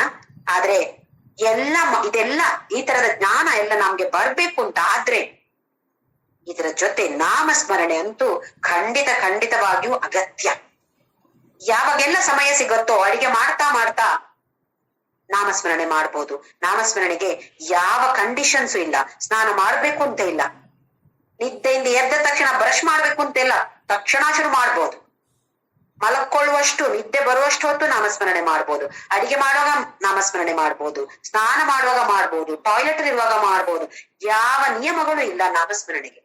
ಹಾಗಾಗಿ ಎಲ್ರು ಖಂಡಿತವಾಗಿಯೂ ನಮ್ಮ ಕೈಯಲ್ಲಾದಷ್ಟು ನಾಮಸ್ಮರಣೆಯನ್ನ ಮಾಡ್ತಾ ಮಾಡ್ತಾ ಈ ತತ್ ಪರಿಮಾರ್ಗಿತವ್ಯಂ ಅಂತ ಹೇಳಿದಾನೆ. ಈ ಬ್ರಹ್ಮನ ಬಗ್ಗೆ ವಿಚಾರಗಳನ್ನ ಇನ್ನು ಉತ್ಸಾಹದಿಂದ ತಿಳಿದುಕೊಳ್ತಾ ಎಲ್ರು ಜೊತೆಯಾಗಿ ಮುಂದಕ್ಕೆ ಸಾಗೋಣ. ಓಂ ಶ್ರೀರಾಮ್ ಜಯ